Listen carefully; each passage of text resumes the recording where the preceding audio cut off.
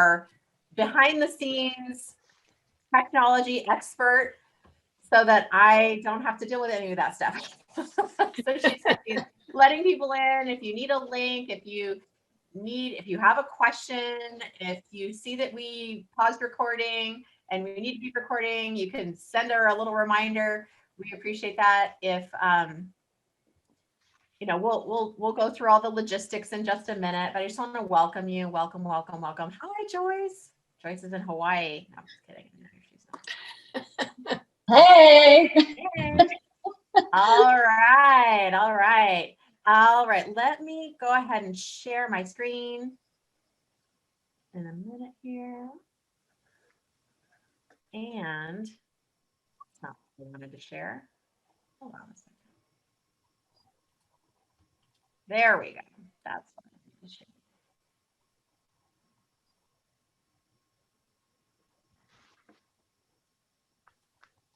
Okay. See, this can happen to you no matter how prepared you are. Sometimes things just don't go our way. All right. What did I do? That's so funny.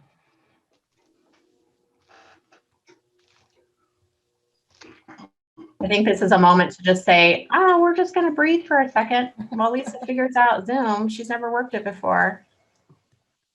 You're good, Lisa. Take your time. Yeah, No worries. we had this. Okay. Can you hurry up, Lisa, please? Come on, we're all friends here. Oh my God, we're having fun already. I love it. Joyce, that palm tree looks really familiar. Everyone's been on that beach, right? Everyone's been on that beach this year in 2020. I'm actually going June 2nd, so then it'll be a real palm tree. Wow.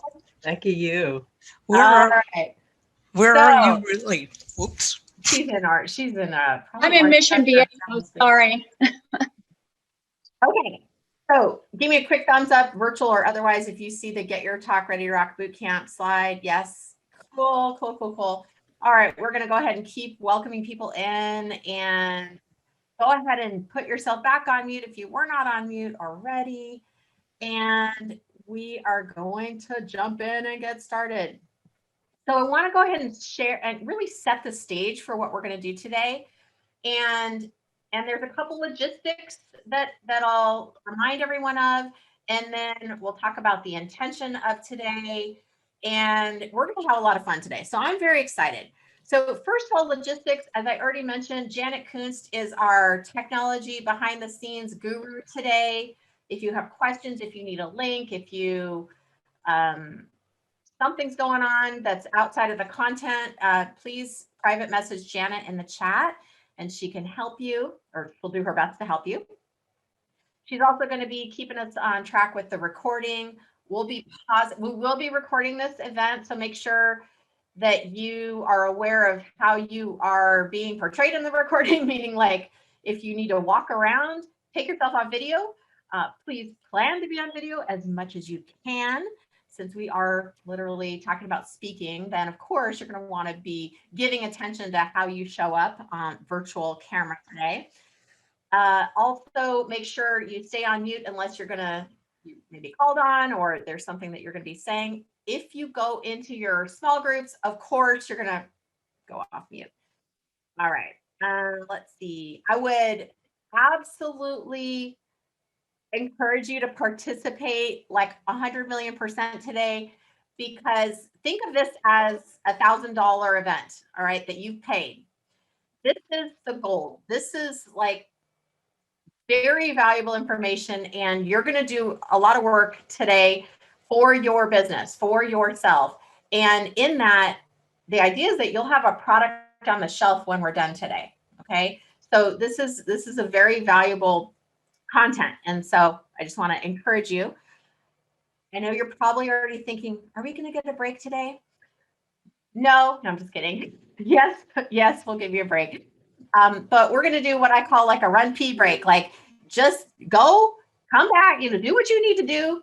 Come on back. If you need to grab water or a snack or something like that, grab a snack, let the dog out, whatever it is that you need to do. and come on back. And we'll play some music while we're on those little breaks. Once you hear the music stop, that means hurry back into your seat.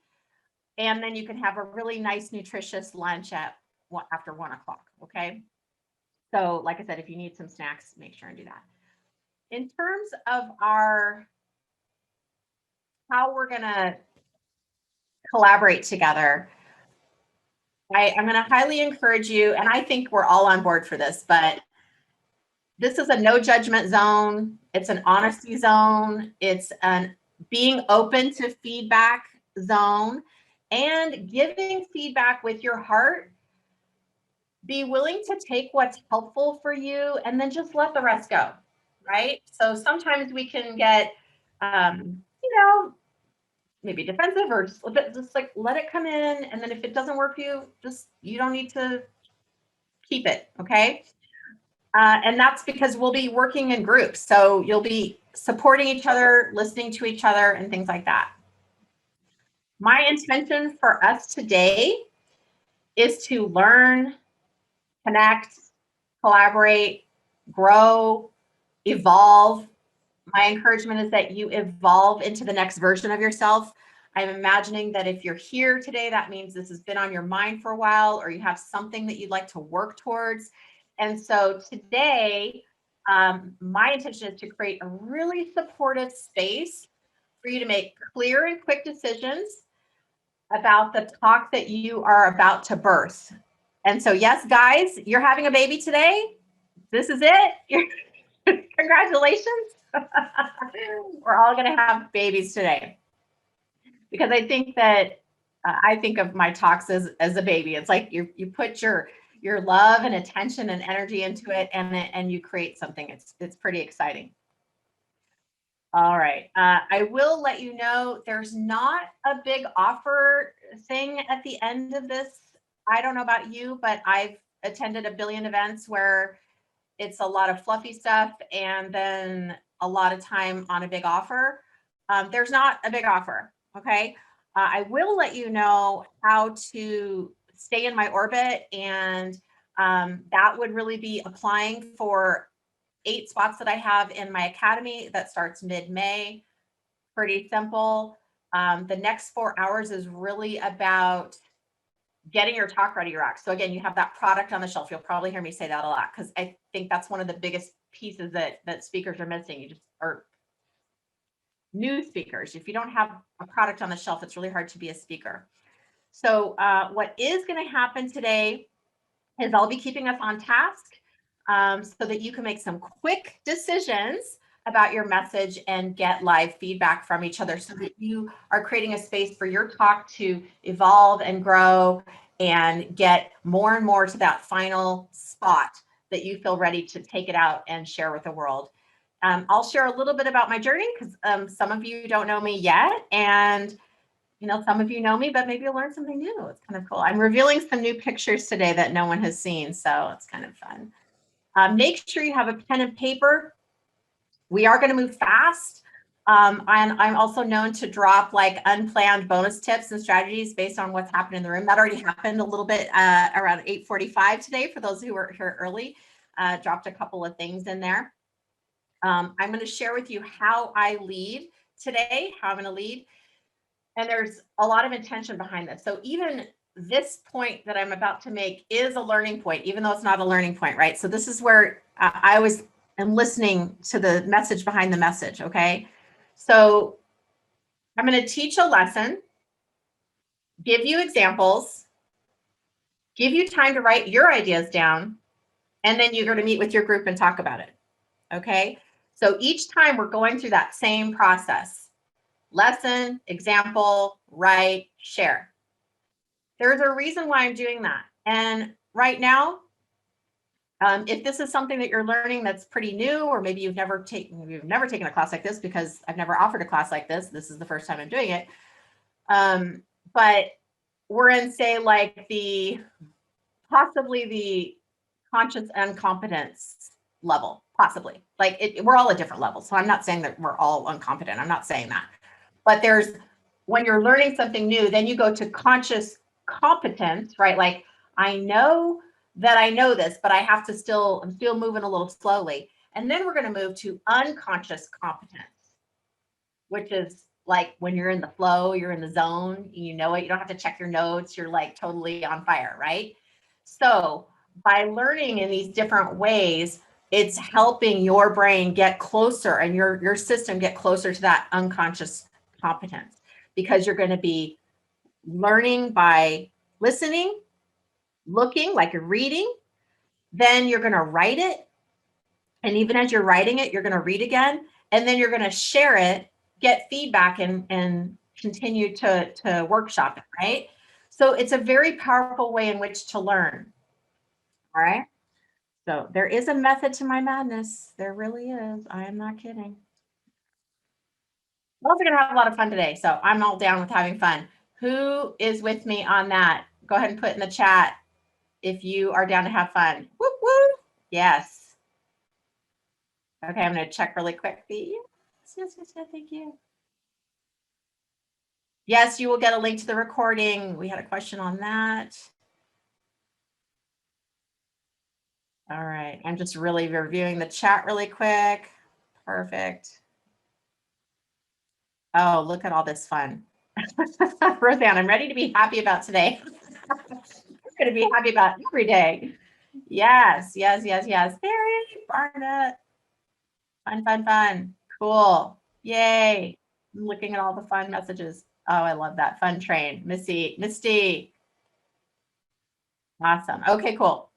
We are all on the same boat then. Cool. Okay, so I want to share with you how you're going to introduce yourself when you're in your small groups. And we're going to use this method because when you go in your small groups, there's going to be a certain intention that you have a focus when you're in that group. And what I have seen happen sometimes is that we end up eating up all of our time explaining what we do. Have you ever had that experience where you're like, yeah, but you didn't ask for what you needed and you didn't give help. There was no room for the group to support you because you just kept talking the whole time. So we're gonna make it super simple. All right, you're just gonna introduce yourself, and you can take a picture of the slide or just jot it down really quick. You're just gonna do your name. Lisa, Yes. your slides are a little out of focus. Oh, I'll change that. Interesting. Do you, They're like a little pixelated. Yeah, I yeah, think that's all it is you took a thing and blew it up, and that's all it is. yeah, you may Okay. have magnified it. But they're totally readable. That's so right. So Readable. they're fine. Yeah. Okay, thank you guys. I usually use PowerPoint. I think I recognize, was that Steve Zapato's voice? The most famous speaker. This is the first time I'm using Google Slides. I usually don't use Google Slides, so maybe that's interesting. Okay, we'll move on and I'll figure it out at the break. Okay, so pretty simple. You're going to say your name, an expert title, and one credential, or your name and two credentials if that's more suitable for you. Like maybe you have a book and you're a founder of a company. As examples, we've got the famous Katie Munoz is here. She's the founder of Serious to Hilarious. And Jenna Wadsworth McCarty. I don't know if Jenna's on. Jenna, are you on? She might be on. There's so many people I can't tell. Okay. She is the founder of Juvenation. And so those are some examples of how you would introduce yourself once you're in your small group. My name is this. I'm the founder or creator or coach of that. And that way you can just get right into the content. And like anything, you're going to meet people that you want to stay connected to outside of this. One of the cool things about being at any of my events is you get to meet really cool people like yourself. So feel free to exchange that information and stay on task, help and support each other. And I would just say, I don't think anyone would do this, but just, don't like throw up your sales pitch on everybody. Okay. Do you guys know what I'm saying? Like, I don't think anyone would do this, but I know it doesn't feel great when that happens. So this is an opportunity to really create relationships with other speakers. And that is super powerful. All right. I think we're all in agreement here. All right, we're going to go ahead and move to the next blurry slide. And that is this. I'm just joking. So this is actually me. I grew up, for those of you who don't know, I grew up in Fairbanks, Alaska from when I was 2 years old to 18.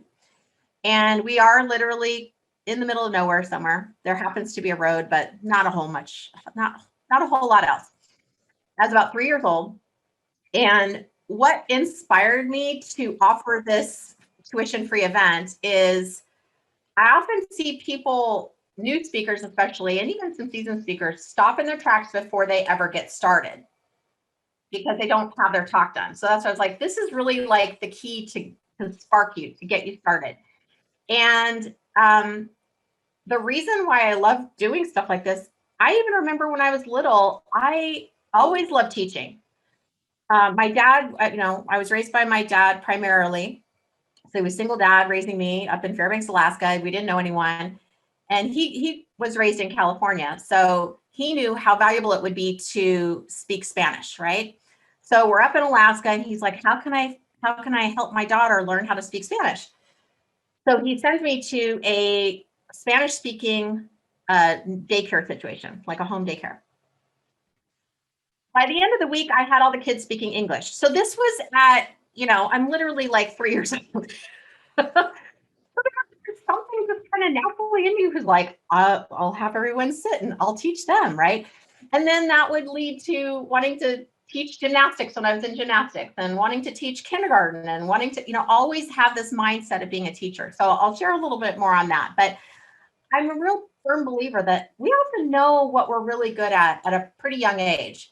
And then sometimes things take us off course. Agreed? Like sometimes we just get off course. So sometimes we end up having to drag a tree when we're 3 years old in the middle of nowhere. I love these pictures. They're just so funny. Totally straight out from the mid 70s. I know the struggle is real. Okay. And I see speakers missing that big picture and leaving money on the table. They get caught up on how it should be done, what they see other people doing, caught in the trap of like, my stuff isn't ready yet. I'm not sure. I should make a talk that people want to hear. And all these things. There's just reasons that are in our minds that stop us, right? So I'll even get like one of the biggest challenges is when you get stuck in the, I need to write more content, get my branding perfect before right? Has anyone ever experienced that? I know I have.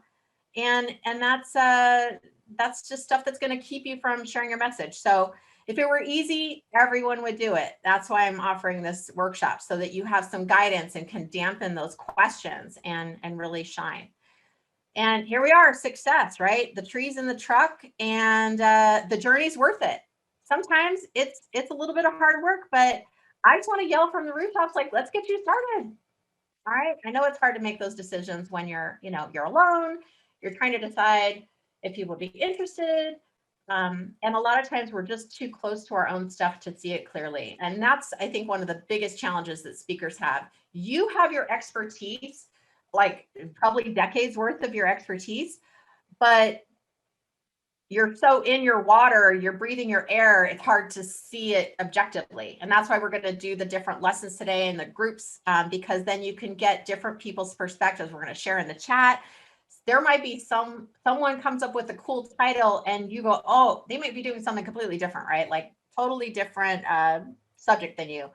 But the way in which they phrased it, you're like, oh, I could use that one to make mine, right? So that's what this whole thing is about. There's no, we're going to share. It's going to be super awesome. I will say that when people work closely with me, they get that feeling of confidence of like going out there and achieving something that's sometimes been a dream for just a really long time. It's sort of this quiet little voice. And then it starts getting louder and louder. Like, I think I need to be speaking. Like, I just have this feeling I should be doing this. Can anyone relate to that? Or am I the only one, right? Like, yeah, it's often a very quiet voice, and it starts to get louder and louder. All right. So there I am with my dad on the top left corner there, and that's us in our front yard up in Fairbanks, Alaska still. My dad was my first speaking coach, and he did a really great job.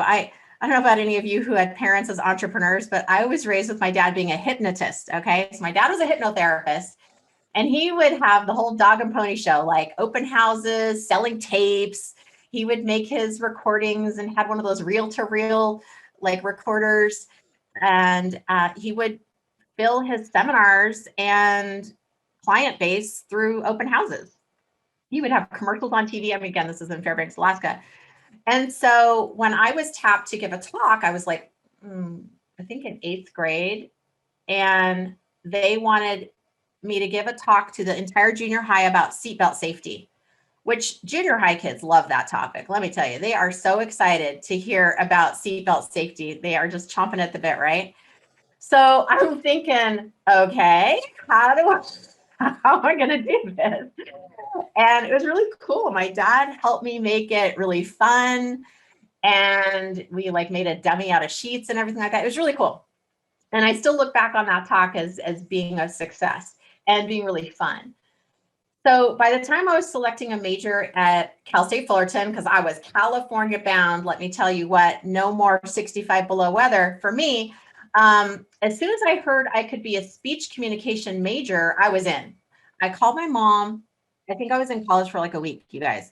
And I said, Mom, I'm going to switch majors. He's like, no, hold on a second, right? Just as any parent would be like, wait a minute. I did go ahead and wait until my second semester, but it was pretty clear that that's what I was going to do. So got a bachelor's and a master's degree in speech communication. Not only that, but I was teaching interpersonal communication when I was 22 years old at Cal State Fullerton. So I was in, like, I've always known that I wanted to be a teacher, and here I was finally there, right?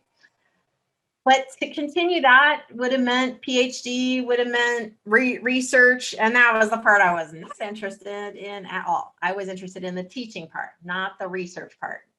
If anyone's in the academic field, you gotta know what I'm talking about.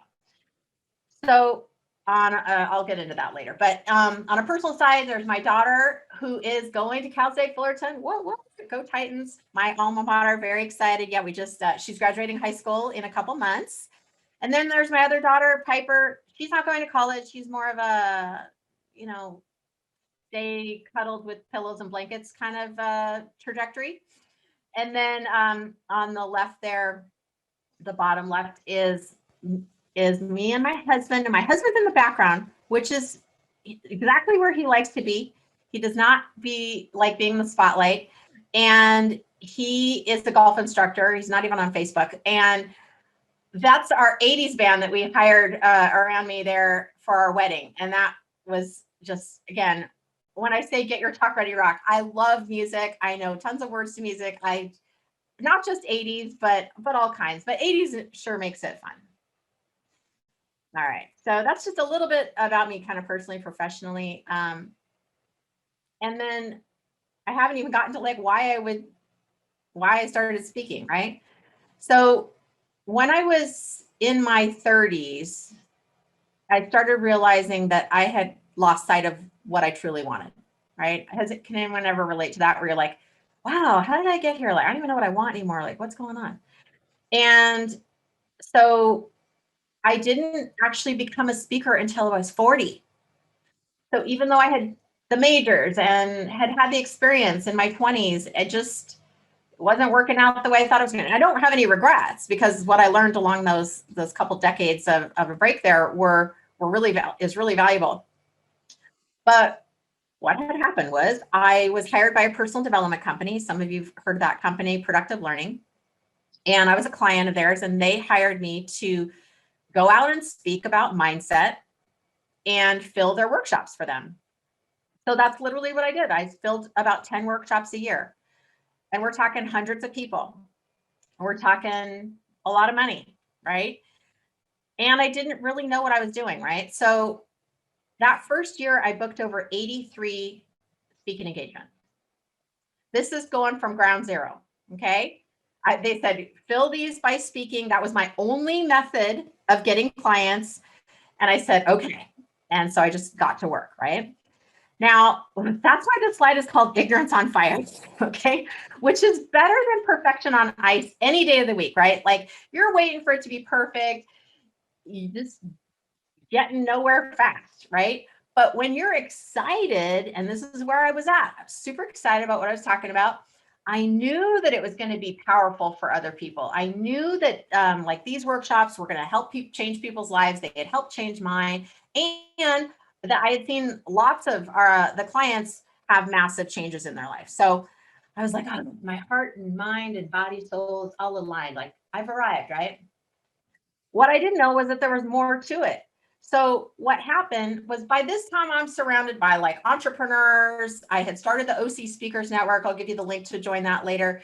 And these are entrepreneurs just like you. You're like, I like to use speaking. Like for some reason you're called to use speaking as a way to market your business, right? You maybe want to fill your workshops, your coaching programs, your retreats, your client rosters, however that worked for you, whatever that looks like for you. Speaking is a way to do that, right? So I'm filling these workshops. I'm filling about 10 a year. I mean, these are weekend workshops. This is a local thing. I'm only speaking locally. So those 83 speaking engagements are in the local area, okay? And now I'm leading the workshops as well, not just filling them, but leading them. And those clients invested about $1 million in their personal development.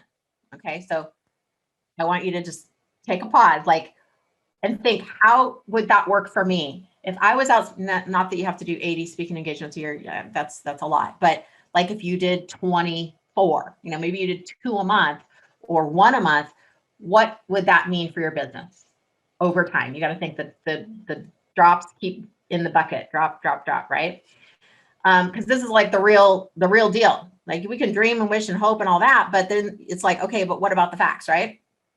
So other entrepreneurs, they're asking me all the time, how did you get that many gigs? Can you help me? I don't know how to do that. And for a couple of years, my answer really was, I don't know how to, that's a long explanation. I don't really have time to show you all those things. But what it did is it taught me, okay, wait a second, I need to be paying attention to those pieces. And what is it that I'm doing? So I realized at one point, it was a very specific phone call I had with someone. He had said, well, tell me about your speaking coaching business. And I said, well, I don't have one. And I hung up the phone and I thought, that is the last time I've ever saying that. I don't know if you've ever had that time in your life where you've just like drawn the line in the sand, right? That was my draw the line in the sand. I thought, that's it. And I think like within the same week, I started figuring out exactly what it is that I did and how could I teach it to other people. So all that teaching experience from before really came into play because I like to be really organized. You're going to see that in a second. So now I've given over 500 talks, and when people work closely with me, they just get clarity on what expertise they want to share and how they can attract their clients through that, because it's pretty exciting. It's pretty exciting. All right, so we're going to cover today how to turn your ideas into a talk. And you're going to have those powerful sentence starters. I'm going to give you a list. We're also going to, this is all in a workbook too. So a lot of the things that are on here, not here yet, but in the lessons, you're all getting it in a workbook. Okay. And then we'll do the Mad Libs method. Again, also in the workbook. So I got you today. It'll be good. All right, let me see here. The biggest, I don't know if it's the biggest thing. I don't know if that's the right word, but basically when people work more closely with me, they realize it's really empowering to make a decision.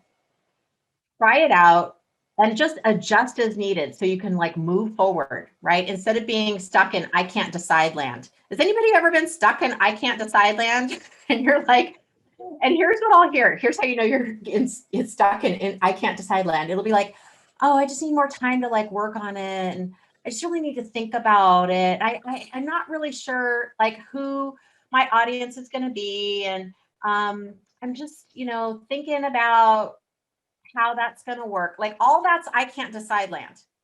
And I'm in the put your stake in the ground land. Okay. And it could be a little scary, but it's so empowering. So we're going to do that today. It is going to get real. Okay. And I'm going to ask that you trust me in this process, because this is how I develop all my talks. It starts with the process I'm going to teach you today. And I'm going to trust you, because I trust that you absolutely have access to your inner wisdom and your expertise.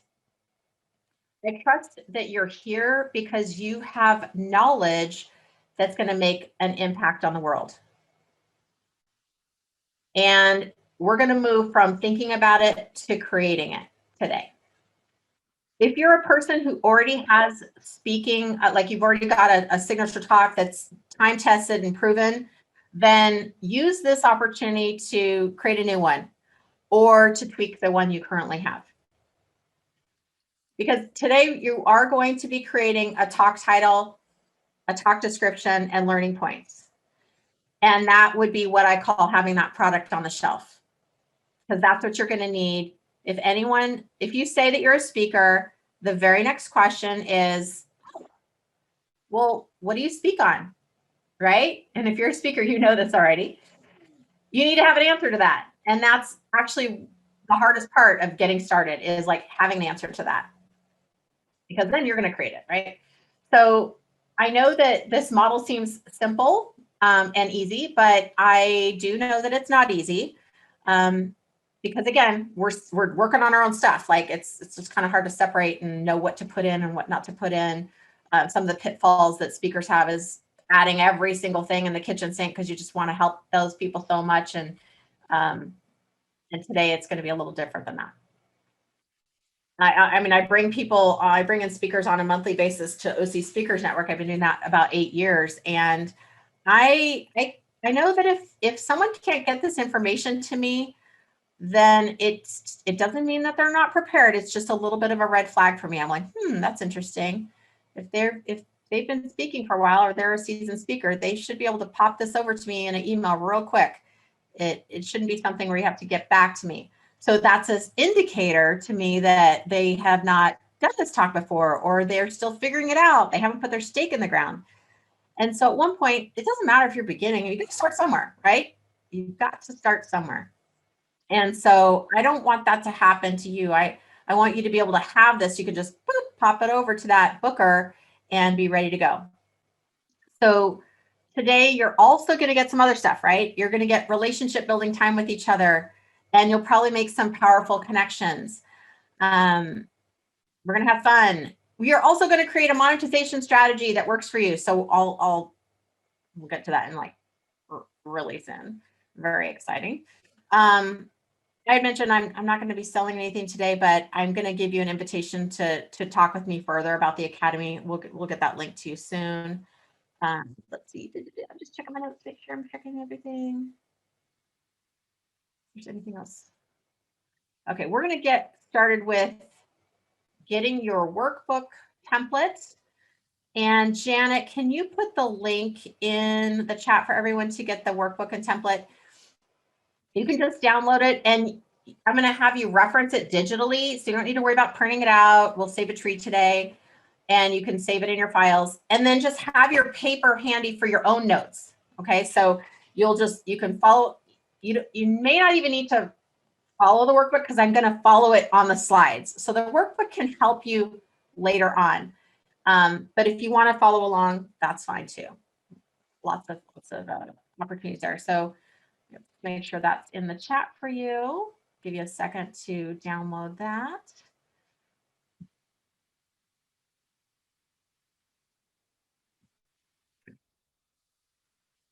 And while you're grabbing that, I will say another reason that I'm really passionate about us doing this work is because if you don't have that talk ready, you will energetically be pushing opportunities away. And I almost even relate it to, like, if you're single and you want to be in a relationship, but you only have a twin bed and no extra room in your closet, it's probably not going to happen, right? So you're like energetically not open to having someone in your life. So we want to make that open space. And part of that is being ready for the opportunity. I'm also really big into like lowering the anxiety, increasing your confidence. And the more you have this ready before you need it, right? Then you're like, oh, this is kind of cool. If someone asks me to speak, or if the opportunity comes up, I'm gonna be ready. That's a really empowering place to be, instead of that, oh, I'll figure it out if I get asked. It's totally different. You're also missing out on money, right? You're missing out on opportunities for your business. Wouldn't you rather just speak to multiple people instead of one-on-one? It's pretty cool. Like if you're in any networking groups and you get 30 seconds to speak or a minute to speak, that's nothing compared to 30 minutes or 60 minutes. I'm telling you what, right? Wouldn't you rather have that stage time? Yes, absolutely. So when people work more closely with me, we just make sure it's taken care of. Let's get it taken care of. And then you can lower that self-doubt, lower your uncertainty, increase your level of confidence and success as a speaker. It's all about that lowering of the self-doubt and anxiety and increasing the chance of success, right? And the confidence and the certainty. That's really the game we're playing. It's already stressful enough being a speaker. We don't need to add to that. All right, so get your pens ready. We're about to get started on the actual content here. I will say that when I first started as a speaker, like I said, when I was 40, I already had a talk designed for me. I didn't have to create a talk. And I just had to learn it and I was off and running. It was time tested, right? So I didn't have those questions of like, does this work? I don't know. Is it good enough, right?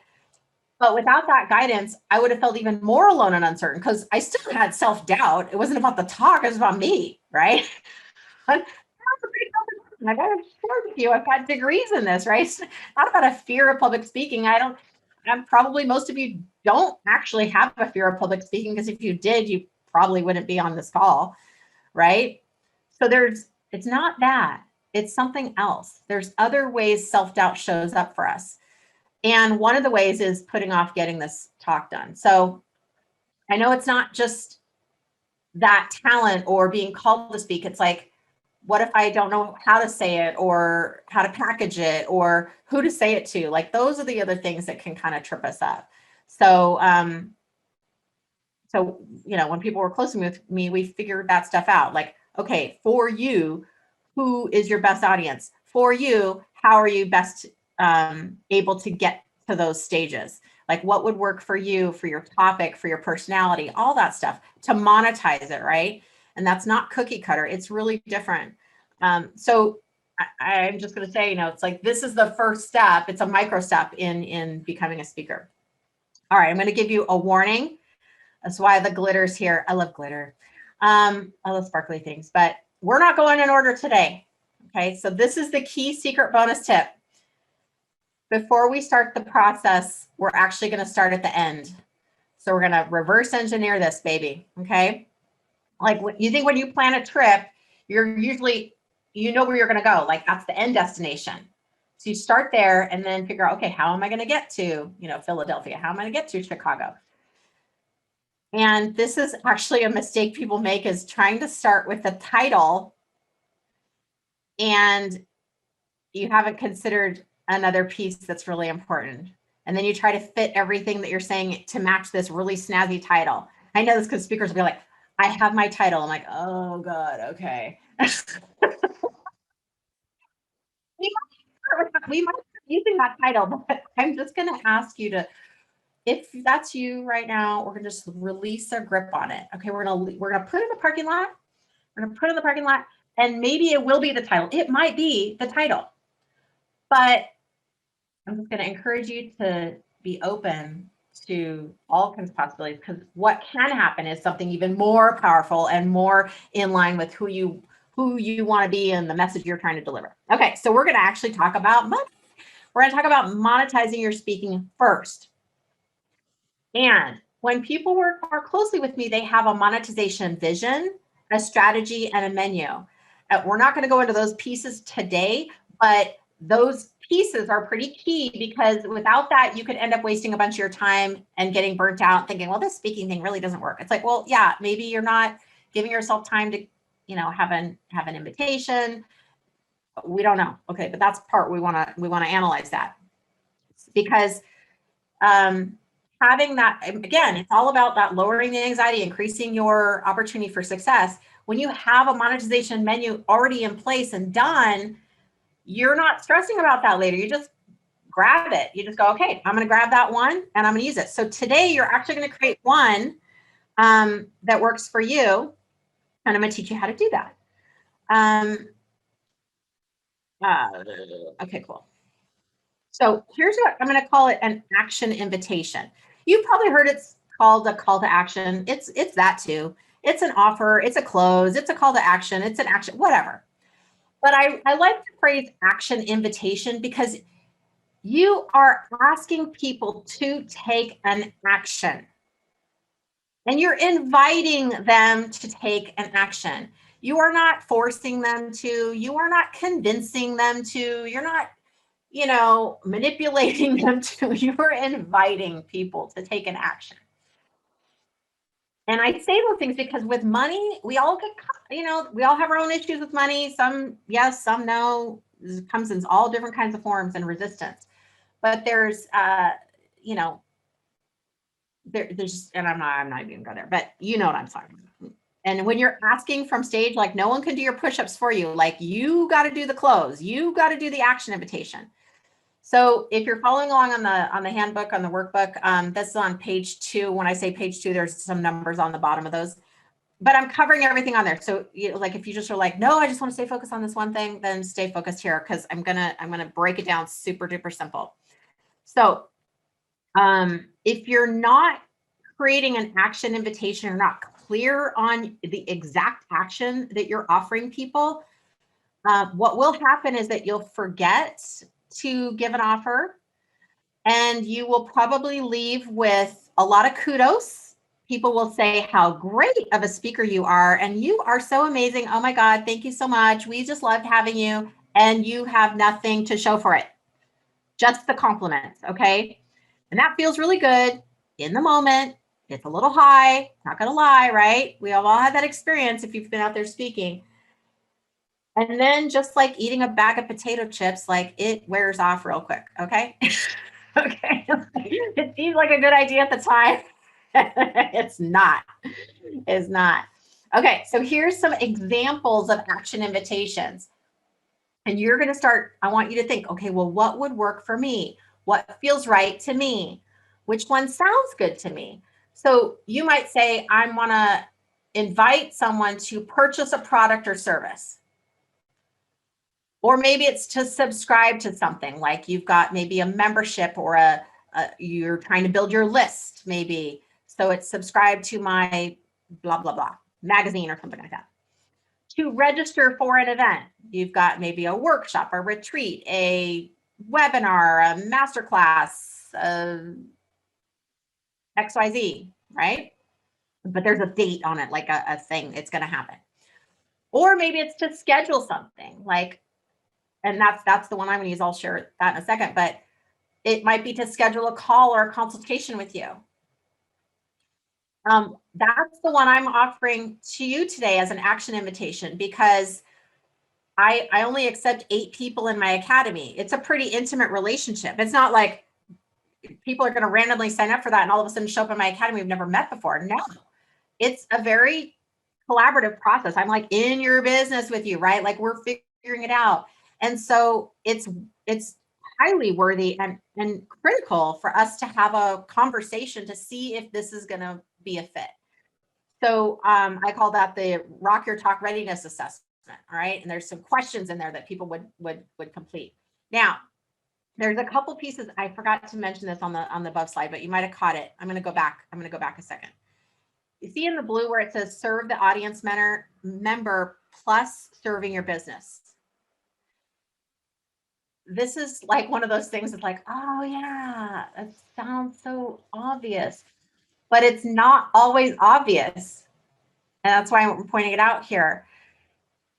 It's so important. It's that symbiotic relationship. It's that reciprocity of you're a human being who has expertise that you have worked really hard to get, right? You're honoring your education, your reading, your taking courses, your certifications that you've gotten, whatever that is, whatever your expertise is very, very valuable. And there are people typically, especially if you're speaking to the right audience, right, that could really benefit from your knowledge, whatever those problems that you solve. And so that's what I mean by like, you want to be able to serve them and also serve your business too. It's not one or the other. It's really both, is that perfect combination. So when I thought about my action invitation for today, I'm answering those questions, right? Like, okay, how does that serve you as an audience member? And I'm saying, again, these are like examples, right? I told you I was going to give you examples of every single lesson. I know how long it can take to create a talk when you don't have guidance. And I know that it can, it's usually a solitaire process, like you're doing it by yourself. Ironically, speakers who love to be speaking in front of a lot of people are behind the scenes working alone. And that's when the monkey mind can start, you know, talking you out of this thing, talking you out of sharing and taking this bigger step and becoming more visible and making a bigger impact. Whew, it can be exciting and scary at the same time. So I want people to have success quicker and faster and easier. And I know that when you have that person who's had some experience, that they've seen success and they see and look at what you're doing and they can literally hone in and say, okay, tweak this. Like I know Katie is on the call today. And so I'm not going to go into super detail, but unless she wants to share, but she, you know, she was working on something and then like really amazing curriculum, really super organized. She's very, very intelligent. And there was this piece at the end, there's just a tiny tweak, but that could have cost her a lot of money if she hadn't had that in there. So we made sure and put that in there. So it's like having those expert eyes is really powerful. All right. So, and then how does it serve my business? Well, this is what's so cool about being an entrepreneur is that you get to do what you love to do, right? I love mentoring in small groups. I love the connections that I see made. I love the support that happens. I love the progress that's made. I love the realness of it. It's like super awesome to like just talk about what's really going on and get stuff done and see the progress. Like that's what I love to do. So that's how it serves my business, right? So I want you to be thinking about that for yourself. What really floats your boat? What like rings your bell? Like you just love this so much. And if you could do that all day, that's what you would do. So that's a way to start thinking, how would I get this person, how would I offer that to the audience member? I'm gonna give you another example and then I'm gonna give you time to be writing. Because I already know you're thinking, because I know how we are. Like, we're like, but what about me? Which is normal. That's what I'm encouraging you to do. All right, so another example of Mark Kohler. He was a client of mine, really great speaker, very powerful presence. And he, when he came to me, most of his experience was in high-tech consulting for companies and on an operations standpoint. And he had created a new product that was more for the every person type of membership. So it was like a lower ticket way for people could become a member of this program that he created. And so he brought me in to clarify the transition and how would he, you know, take this to that and shift it for different audiences. So by doing that, he was able to really open up how he could monetize. So for example, sometimes he's paid like a 4 and 5 figure speaker fee, okay, as a keynote. And in those opportunities, they're great ways for him to get corporate clients, right? And the consulting projects. But now he also has this lower ticket membership that is for every person. So he might waive his speaker fee to more of a local audience, like family-based audience, and offer the membership because that's more of a residual income. So it's a smaller ticket, but it's over time, it worked for his business. So that way he's got multiple ways of monetizing. So we're not going to get too into the weeds with that today, but I want you to be thinking, hopefully that's sparking some ways like, oh, there's lots of ways we can monetize. It's a lot of times people have the myth that it's just a speaker fee because that's sort of what we think it's all about, but you can actually monetize in a lot of different ways.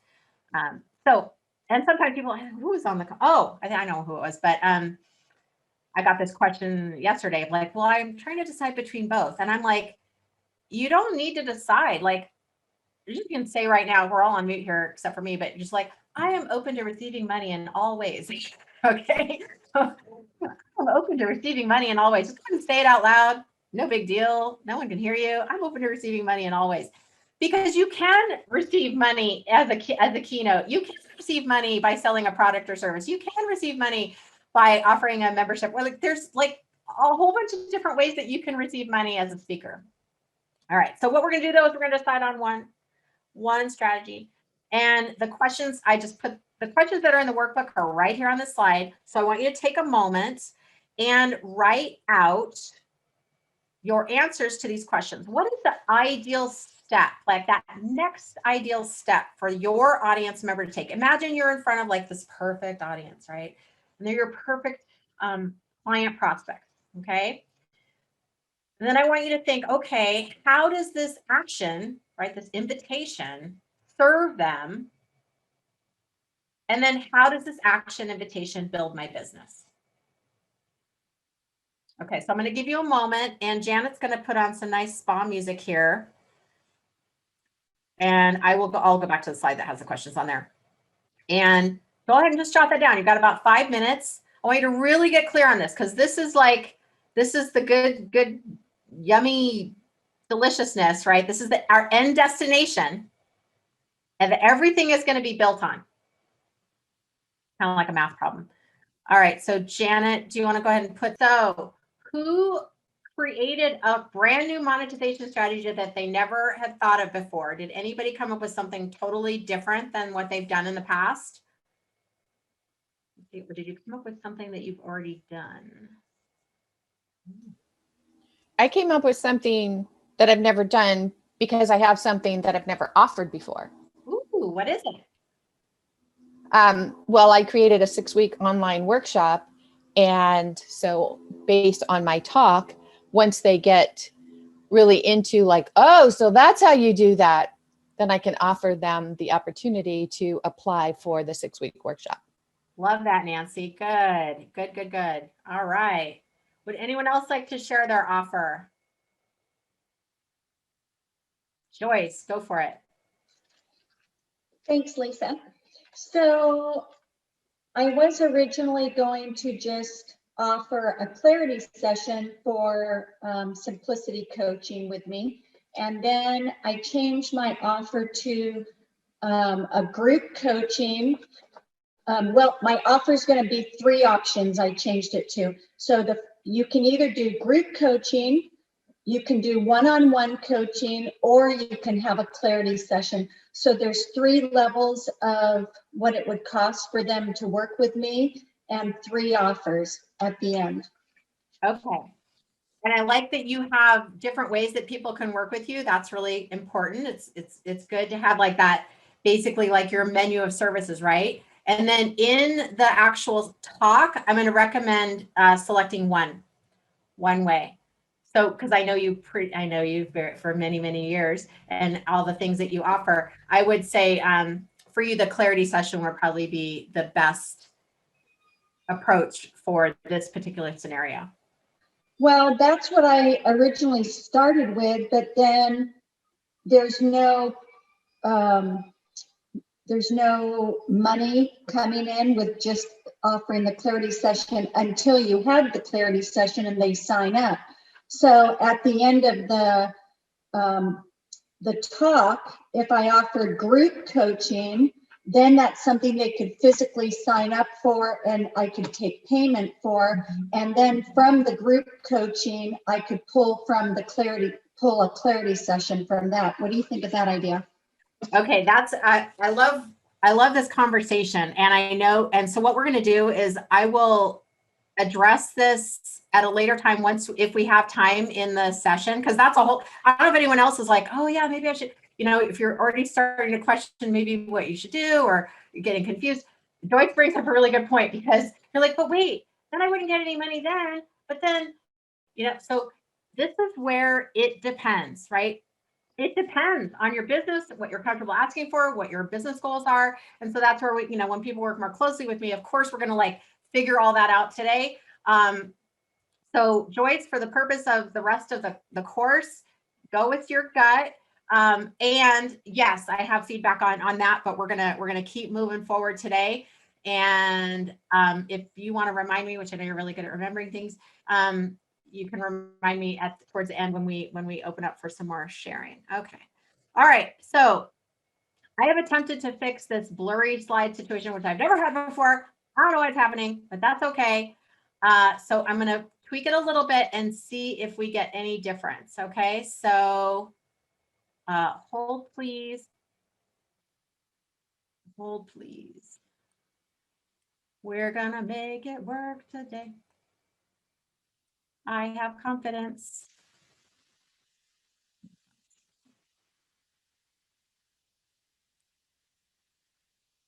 All right.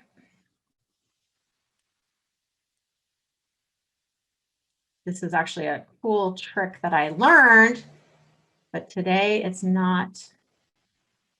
Well, you know what? I'm open to it totally working. How about that? Okay. Let me know. Is that better? Or is it the same? It's better. Yay. Better. All right. Now I know what I did. Now I know what was going on. Okay. Cool. See, you can do hundreds of talks and still learn something new. What can I say? All right, so now we're going to move into the, what I call the meaty portion. I really like food. So like this is like the meaty portion of your talk. This is the, if you're at Thanksgiving, this is the turkey, okay? And the monetization part was like the dessert. Okay, so what I mean is we're going to learn how to turn your ideas into talk, your knowledge, your expertise into a talk. And that is what my friends, I call the learning points. When people work closely with me, what we realize is that once you decide on your learning points, you know how to fill that part in. Like this is the easy part is your knowledge, right? You could talk it inside out, upside down, all the ways around because you know this stuff. But deciding on what you're going to focus on and editing all your knowledge down is the harder part. So once we decide on the actual learning points, then you have like this nice freeway of progress. So we're going to create a strategy. We're going to actually create a draft for that right now. And I will say that when people join my academy, they get a free, well, it's like a bonus one-on-one time with me to fine tune all this stuff. So we can take what you already have and really fine tune it, come up with more monetization strategies, kind of like what Joyce was saying, like, let's really get clear on this so you know what to do when you're going to offer from stage.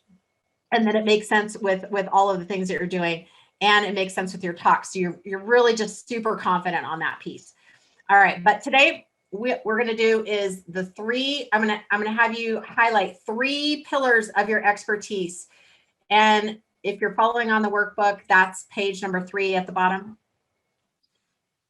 And one way that you can start getting the wheels turning is think of the myths that are in your industry or that you hear about, like the misconceptions that people have, the problems that you're really good at solving for people, or the solutions that you provide people that you know, like you hear over and over again, oh my gosh, you know without a doubt that you have expertise in this and you can help people. So those are great places to start. I even think of it as like if you were at a barbecue, I'll say like, you know, back in the day when we were at barbecues with people, and someone said, oh, you know, like say you're a chiropractor and they say, oh, yeah, so you like crack people's backs and just like help people with neck pain. Now, if you're a chiropractor, if you're familiar with chiropractic services, you would know that that's a misconception, a common misconception in that industry, that people only go to a chiropractor for their back or their neck issues and they're going to get cracked and popped, right? So if you're a chiropractor, you might think, what are the 3 biggest misconceptions of chiropractic care or something like that? So that's what I mean by a myth or a misconception. All right. So now here's a couple of sentence starters, because once you've isolated your learning points, remember, I'm going to teach you the lesson, give you some examples, and give you time to work on it. So once you've come up with your big pillars that you want to highlight, you might have a little bit of a list there going. There's a piece that is important in this process. And that's the copywriting of it. And like Wendy Barr's on here, and that's one of her specialties is branding and marketing. And she's like one of these experts. And this is a baby version of like, this is like a baby version of like, you still need to copyright these 3 learning points and your title too, right? It has to be attractive. It has to be interesting, but you also aren't going to give the whole talk away in the learning points, right? So you're not going to give the secrets away. You're just going to say that you're giving some secrets or some tips or whatever. So these sentence starters are great ways to get the juices flowing of like, how do I get it? How do I try that copywriting code on? How do I step into a way that, like, we don't normally talk like that. You don't normally, you know, like if you're at a barbecue and someone says, oh, you're a chiropractor, and you're like, yes, and I could share the 3 expert secrets on how to, you know, get your body in shape. Like, you don't talk like that, right? So copywriting is a written form, right? But your audiences and the bookers, they want to know, like, do I want to hear this? Is this interesting? Does this sound good, right? At this point, you're selling to the booker, and then you're giving an opportunity for the booker then to sell people to come to that event. Okay. Here's some examples of some. These are mine that I've used over the years. Actually, these are the ones for this very, that I use for a talk called Get Your Talk Ready to Rock. So the template experts use to get booked. Okay. So that's something like you will learn the template experts use to get booked. You will learn how to turn your ideas into a talk. And then you will learn the Mad Libs method to creating a talk description. You're going to learn that next. Okay. So these are actual learning points that I've created. Now, you might think, she's got a talk called Get Your Talk Ready to Rock. Yeah, because here's a bonus expert tip. You can reuse and repurpose your content. I have a blog about this. I have a chapter in my book about this. I do this in a one-on-one session. I have a boot camp about Get Your Talk Ready to Rock. I have a talk about Get Your Talk Ready to Rock. Why? Because it's one of the main pillars of how I help people and the problems that people come to me for. And there's a lot of components like what we're doing today. And we're doing like that, you know, like let's get in there and get some work done on it. And then when someone works with me one-on-one in their bonus session, then we really fine tune it, right? Okay, so now I'm going to have you write out your own. All right, start with 6 because you might be going, if you already narrowed it down to 3, perfect, that's where we're going. But if you're like, oh, I can't decide, I've got so many, that's okay. Start narrowing it down to 6 learning points. A little bit of help here. A learning point could end up being a story about, you know, maybe it's a client story or a story about your journey or a story about your industry. A case study, like I'll bring it back to like Wendy Barr. She helps people with their marketing. So she could do, maybe it's a case study of the visual before we work with them and then the visual after, right? So if you have a visual business, it might be like, this is what they came to me for. And then this is what it looked like when we were done. People like to see that. It might be a lesson. It might be an exercise. Like I really enjoy facilitation. So like if we're facilitating this way, which is a little more virtual, but like if I like getting people up and moving them and let's go into different groups and play games and stuff like that. So a lot of times I will have an exercise that we're going to complete. Or if you are a, you know, mindset coach or healing is your focus, maybe it's a certain kind of meditation or a process you want to take them through. Like Sandra Prince, I know she'll take people through a very powerful accessing your divine truth, right? Process in her talk. So I'm giving you some examples as I know you're writing and thinking. I'm just letting it seep into your subconscious mind. All right, so I'm going to give you 10 minutes on this. This is like the meaty part. And then we're going to go into your breakout sessions. After the 10 minutes, I'm going to keep watch on the time here. I want you to circle your favorite 3. And in that learning point, you're going to be like, oh, I'm going to share this story, or you don't need to write out the whole story. You already know the story. Okay. You already know the story. But I want you to give yourself a like, oh yeah, it's this client, my client, Susan, or the case study for this company, or this is a lesson I love teaching, and this will be really powerful for them. So I want you to indicate what that would be. All right. So you've got 10 minutes to work on this. I'm going to go back to, once you've decided what your 3 points are going to be, I'm going to leave this list up here of the powerful sentence starters so that you can start to think of how would you copyright that learning point. And if you are totally lost, please let me know.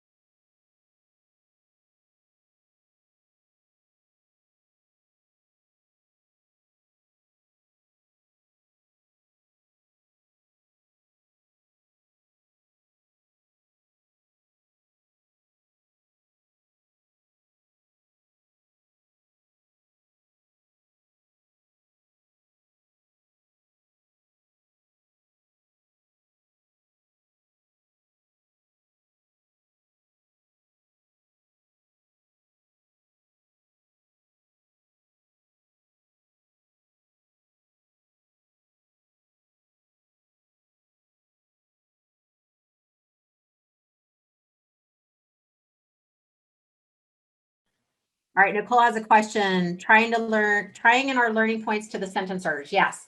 So it's kind of a twofer. You're deciding on your learning points, which is like the main pillars of what you want to talk about. Three main things. And it could be a case study, it could be a story, it could be a lesson that you want to teach people. So that's the first part. But then you want to take it and copyright it, and that's what the sentence starters are for. So it's kind of a both and situation. Hope that answered your question.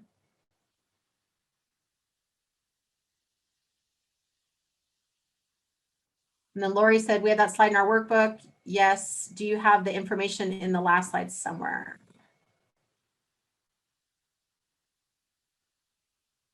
In this one? Is that what you mean, Lori?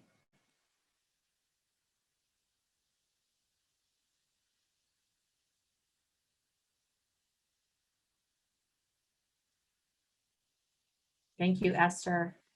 Cool. Okay, yeah. No, I don't have that in there. So you could just jot that on your notes that it could be a story, a case study, a lesson, or exercise.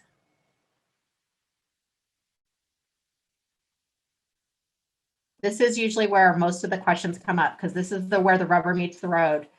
Like, I got to decide and narrow down my decades of experience into three points.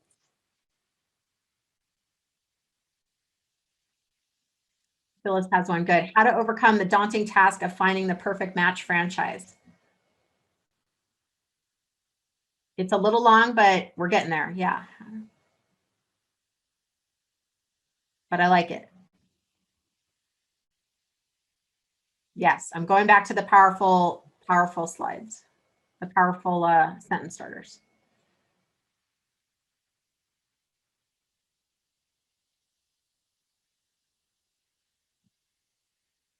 Ooh, Olympia, cool. Olympia is really good at copywriting. How to turn other people's audiences into cash. Excellent.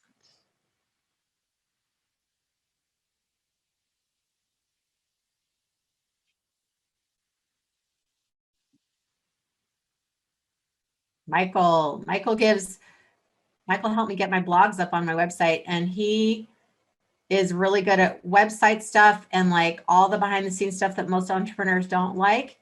17 ways to ruin your website and how to avoid them. See, perfect. I love that. So that might be the actual talk. And then you would isolate the learning points underneath that.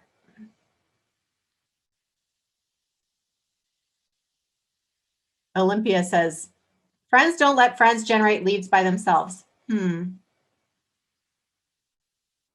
Okay, so that would be the learning point, but you need to copyright it is what I'm understanding. So it could be like one of the biggest mistakes entrepreneurs make in generating leads or something like that. Nancy Mueller, the biggest myth about being a victim.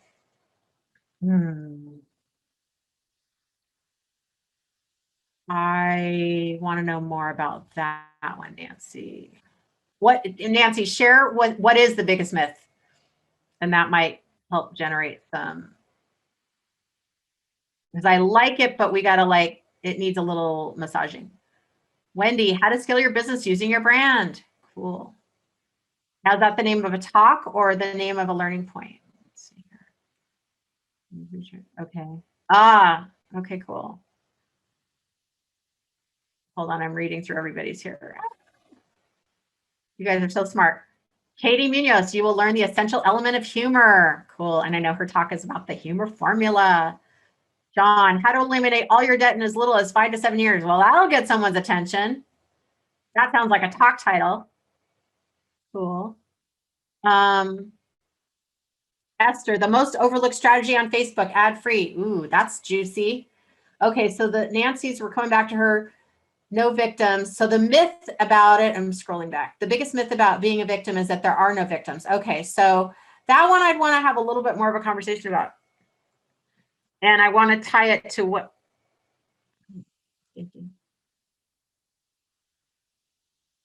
This is where it's kind of cool because you actually start to realize the whole thing goes together, all 3 learning points. So in that one, Nancy, I'd want to show me the other 2 learning points, put them all 3 together. And then that might help us come up with that might help. There might be a logical order or some kind of theme that starts to emerge. Correct. Yeah. Connie says we're making up multiple learning statements, right? Yes. Not coming with our session title. Yes. Yes. And if your title starts to emerge, just go ahead and put that in the parking lot, put that on the right, put that on the side. It's okay. But yeah, we're not on the title yet. We're not on the talk title. We're on the learning points, which also the learning points and the title will need to be copywritten. Nicole's how to overcome the fear of freedom. That's interesting. Yeah. Kind of like poking a little bit, right? Because people might say, well, I'm not afraid of freedom, but sounds like you have a deeper meaning under there, because we are afraid of freedom, right? Joyce, the 3 solutions to living with less and living more.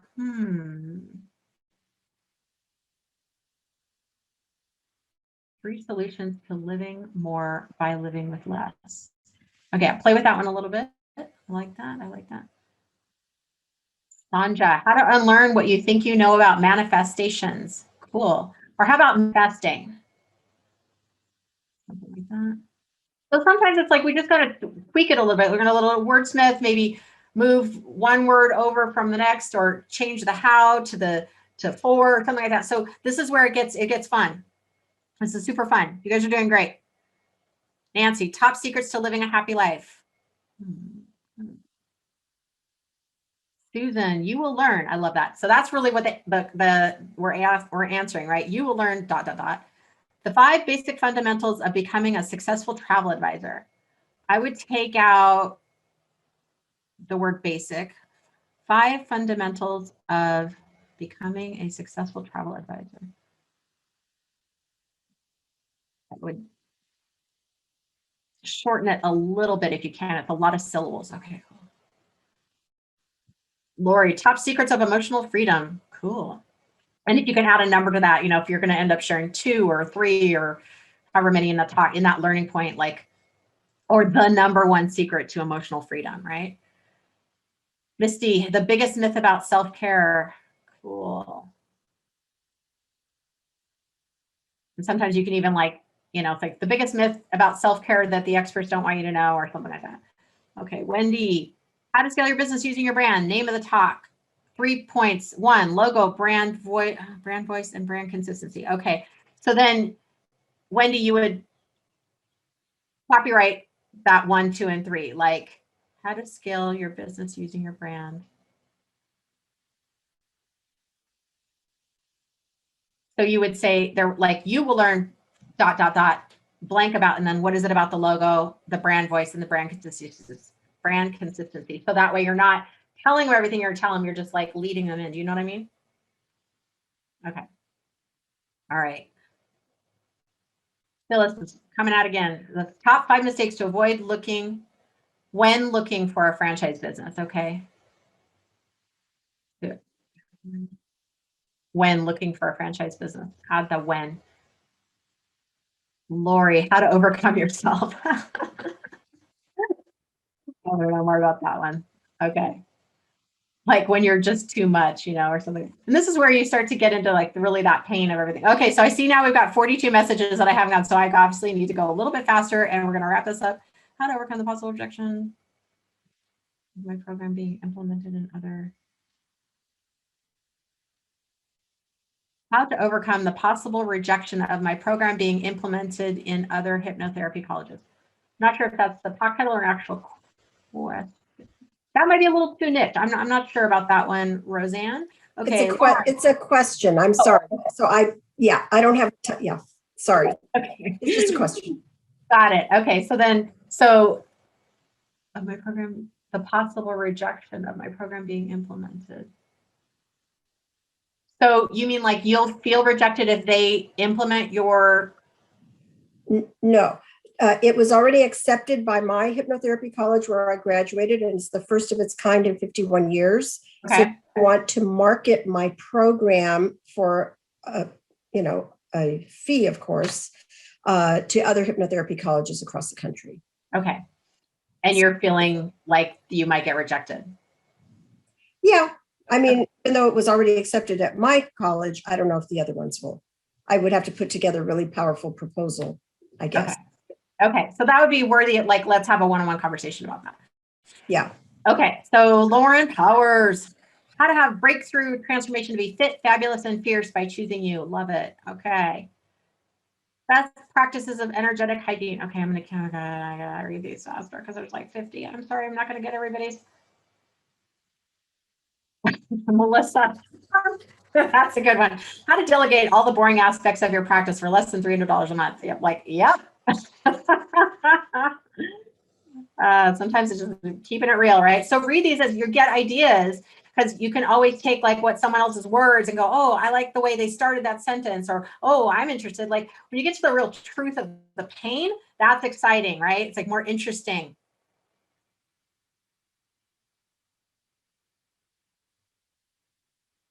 I'm just reading.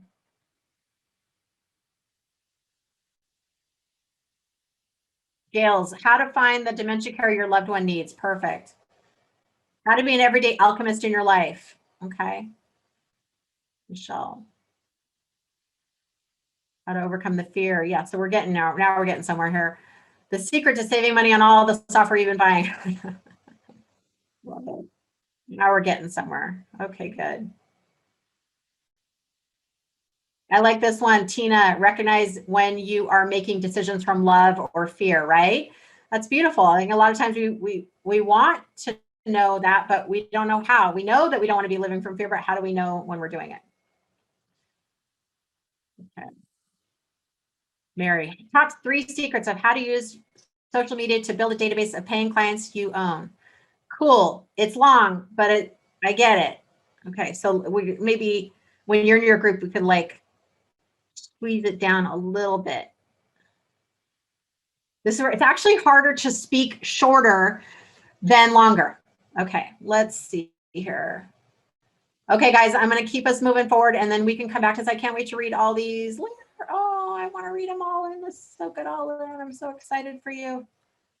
I love this because this is showing that like you're creating something right now. Like this is the work. This is the work of like putting something out there and going like, okay, well, what do you think? And like, let me tweak it and like, and giving it, it's not like clay, like you're gonna like keep molding it until it's just so, and then you'll know, okay, ooh, yeah, that feels right. That feels good. Ooh, I like that, right?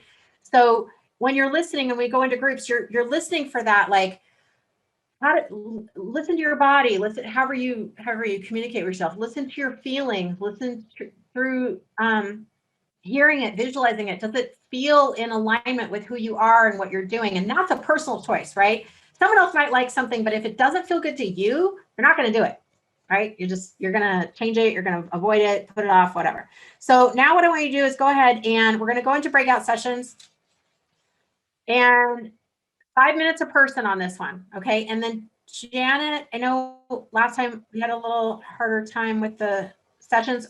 Just automatically make it to 3 people in a group and just auto sign them. And then if anyone is having a challenge, come back to the main group and we'll help you get into another group on a one-on-one basis. So what you're going to do, again, that short introduction, my name, my credential, my expertise.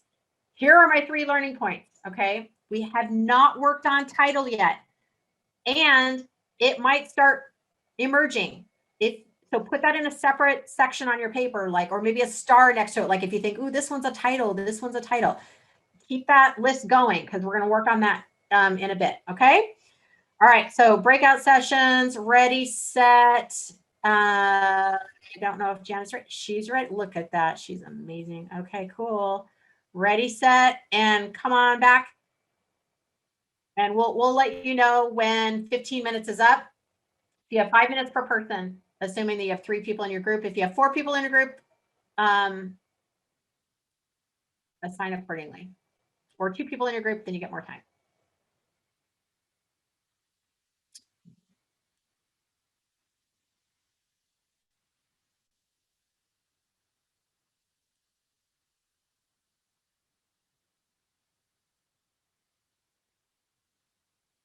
So these 4 might not be. They might not actually be there. Oh, there we go. Lucinda's there. Great.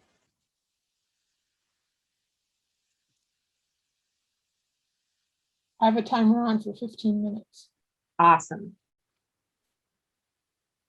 All right, we are tracking along here. Little bit.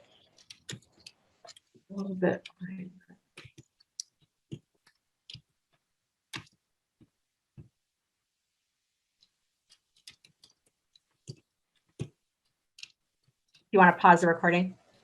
Oh yeah, that would help, wouldn't it? Like the Muscles Gun Show, boom, boom. And thank you, Janet, for recording. We're going to take, well, here's the thing. If you need to go run and do something really quick, do you guys need to go run and do something really quick, or are we good to go? Okay, we're good to go? Good to go? Okay, cool. Yes. Ooh, so exciting. Okay.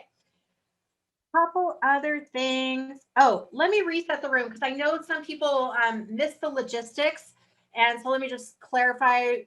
When you're in your breakout rooms, remember, you're going to share your name, your expertise, and your credential, or your name, your expertise, your title, and then share about your stuff, just as a reminder. If you find that in your group you want to exchange information, you can. Of course you can. And we're not going to use the main chat as our opportunity to put our information there, just because there's so many of us, it would just get a little overwhelming. So we're going to keep the main group chat for the purpose of the content today.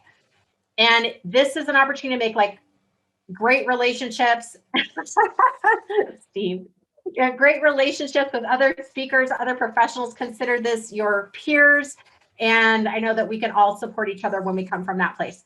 All right, a couple other things. Do a big stretch. No, bit on that Zoom. Like, let's just reach one hand way up in the air. Reach that other hand way up in the air. Oh yeah. We're gonna do a little shoulder rolling forward and backwards if you need it. I like Michael's system. He's got the little, double shoulder roll. I like it. I like to roll my neck around, which is kind of always awkward when you're doing that in a Zoom call and people are like, what is she doing? So we're going to do it all at the same time. Then no one looks awkward. Okay. We are, oh, you guys, we are coming into the home stretch here. It's gonna be good.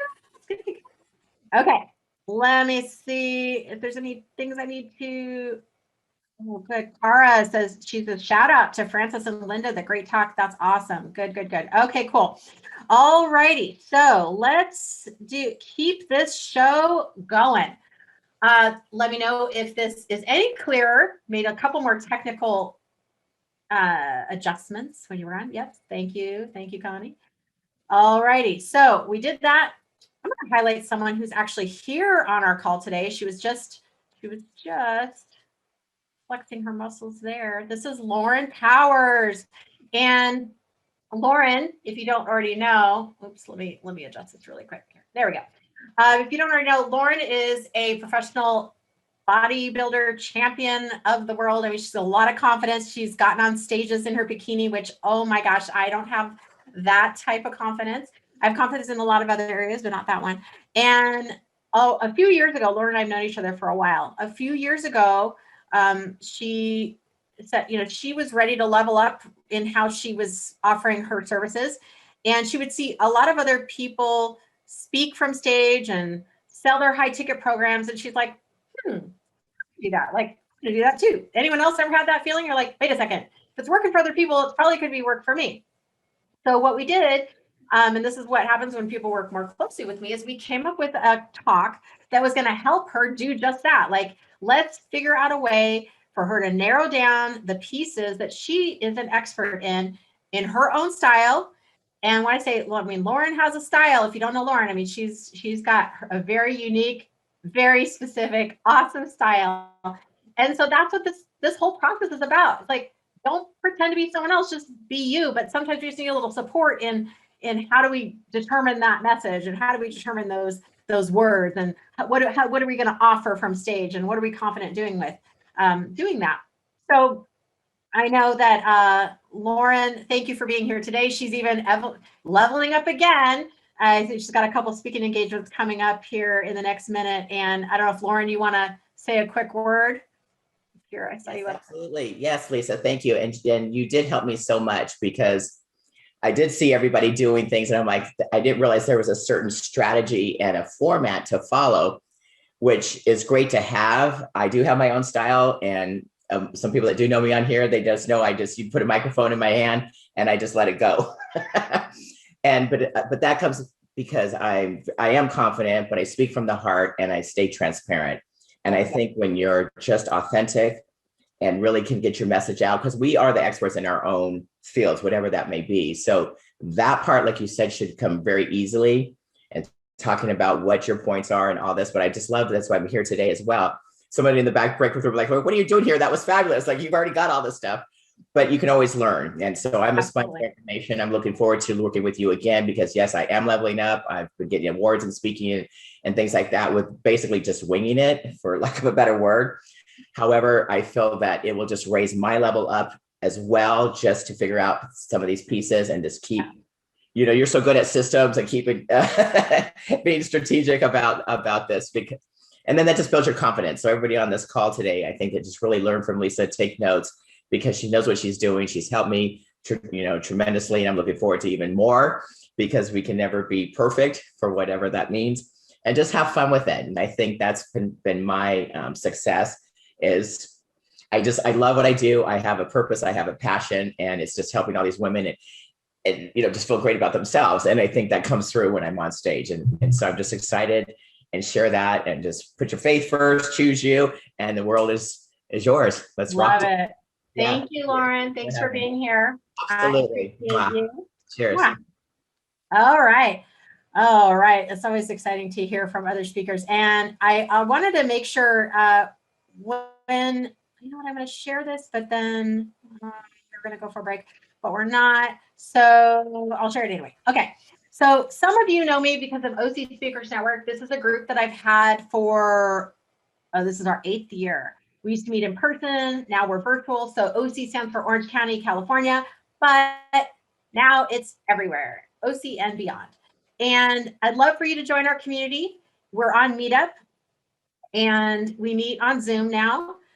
All you need to do is go to GetSpeakingGigsNow.com/network. That will take you directly to the meetup page.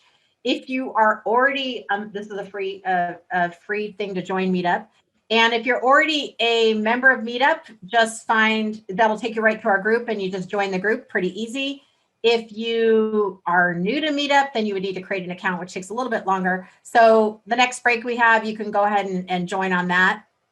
We meet once a month. We do speaker referral circles. You get to build relationships with other speakers, which is one of the top ways to, in fact, it's the #1 secret to having consistent speaking referrals. And that is one of the things I talk about. And that is a learning point that I've used over the years. And you always get a new speaking expert there. Steve Sapato was our speaker last month. And it's just a really, really powerful group. Every single month, I think, oh my gosh, like Christmas came again. Like I was so excited. So please join us. You're welcome to do that. It is open to any of you.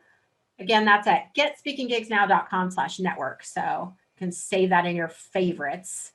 And that's where it's a game changer. It's one of those tiny micro habits you can create that will shift the trajectory of your speaking business.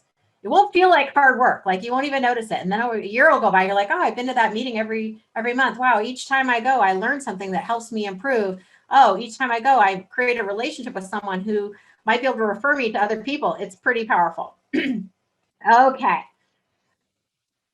We are going to get into the description part of the program today. So if you remember, we're working on, at the end, we'll have a monetization strategy, which you have. We'll have your learning points, which you just created. We're going to have a description of your talk and your title. So we're going to do description and title next, and then I've got some other key pieces I want to share with you. Now, who remembers Mad Libs? Does anyone remember Mad Libs, the game from the 80s? I don't know if you're Janet. Yes. Okay. Yes. Okay. So I remember, you remember getting those little like the book orders, like the book sale, and they would send you a paper catalog and you'd circle the posters of the games of the books that you wanted. They always had Mad Libs in those. And so this is a really easy way. I'm telling you, probably this is worth the price of admission right here. This easy way of creating your description, because here's where speakers will often get stuck with a blank page of where do I start? What do I do? Oh my gosh, how do I fill this in?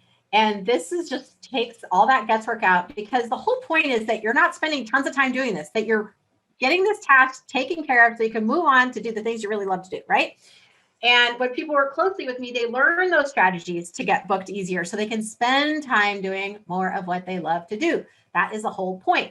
Or, I mean, that might be serving your clients. It might be spending time with your family, going on a vacation. I don't know. But you don't need to spend hours writing the description for your talk. Okay. So here's what we're going to do. It's 2 sentences.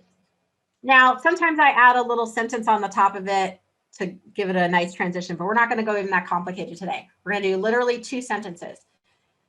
So the first sentence is, in this talk, you're going to insert the adjective. Don't worry about working on it just quite yet. Remember, I'm going to share it to you. I'm going to share the lesson. I'm going to give you an example, and then you get to work on it. So in this talk,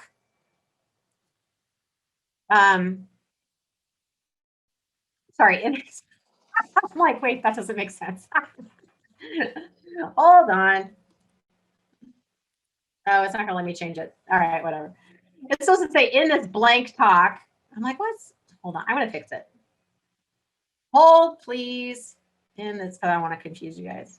It's right in the workbook, just so you know. I know. Okay, it's not letting me change it. There we go. Oh, come on, PowerPoint. There we go. So in this blank talk, and the adjective would be like engaging, exciting, empowering, whatever. Let me go back. Oh, good. It's on recorded. Good. That's great.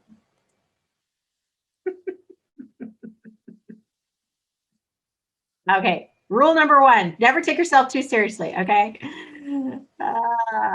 There we go. All right. Hold on. I get it all fixed again.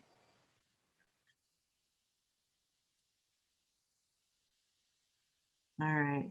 Here we go. Okay. So in this blank talk, and then you're going to put your name, shares about what? And that's your summary of your learning points. That's why we want to do the learning points first. Because again, we're not going to say everything that you're saying. You're just kind of describing what you're going to talk about. Okay.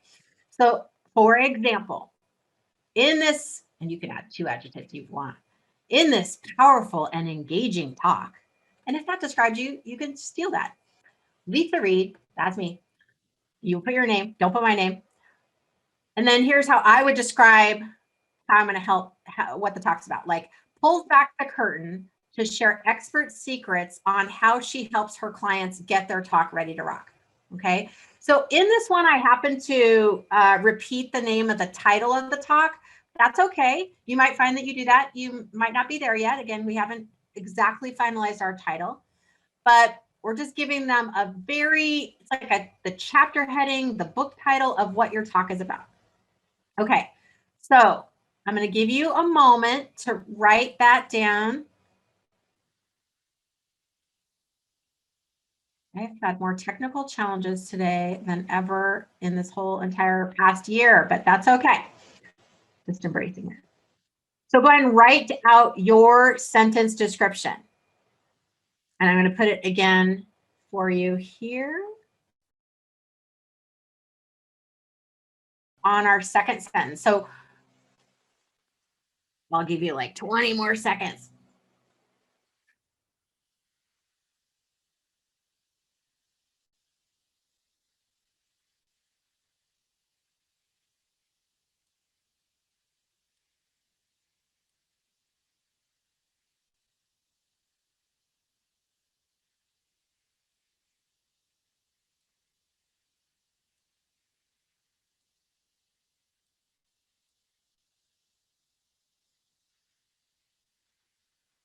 You still see some heads down, so I'm giving you time.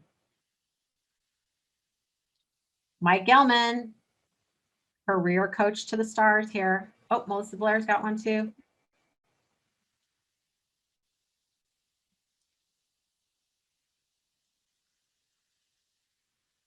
You guys got this. This is awesome.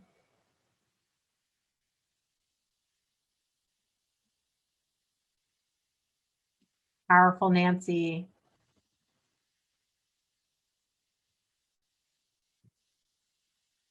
Anja, love that. Yes. All right, excellent. Okay, we're going to move to sentence number 2. Remember, just 2 sentences. So sentence number 2 is going to look like this. This thing is off, and that's okay. I'm just gonna like just move it if it needs to be moved. Okay, so create your description sentence number 2. So here, this talk is blank. Insert an adjective like ideal, perfect for, best suited. Those would be adjectives you'd want to consider. For what kind of audience type? Like, who's your people? Who want what? What do your ideal clients want? What solutions are they looking for? What problems do they have? All right, so let me give you an example, and then we'll go back, and then I'll go back to this slide so you can see it again. So here's an example of one of mine. This talk is excellent for speakers, business owners, and entrepreneurs, right? That's my perfect audience, who want to, what do they want? They want to use the power of speaking to attract their ideal clients and make an impact on the world. I know that's what the people I serve want. Okay, so what do your ideal people want? To live a healthy lifestyle without having to starve to death, you know, like to I think someone else had to know, have more certain, like when Tina was sharing about, am I making a decision from fear or faith, or fear or love, I think it was. Like, they want certainty in their decision making. So they're not spinning and wondering, or maybe it's a relief from anxiety. They want to lessen their anxiety and increase their confidence. Like Sandra, you might want people who are like, for people who want to leverage their connection with the divine or deepen their connection with their own inner truth or inner wisdom. Something like that. So go ahead and start writing your own. I'm going to keep, I'll go back to this other slide, that create your own description, so that you can start writing your own.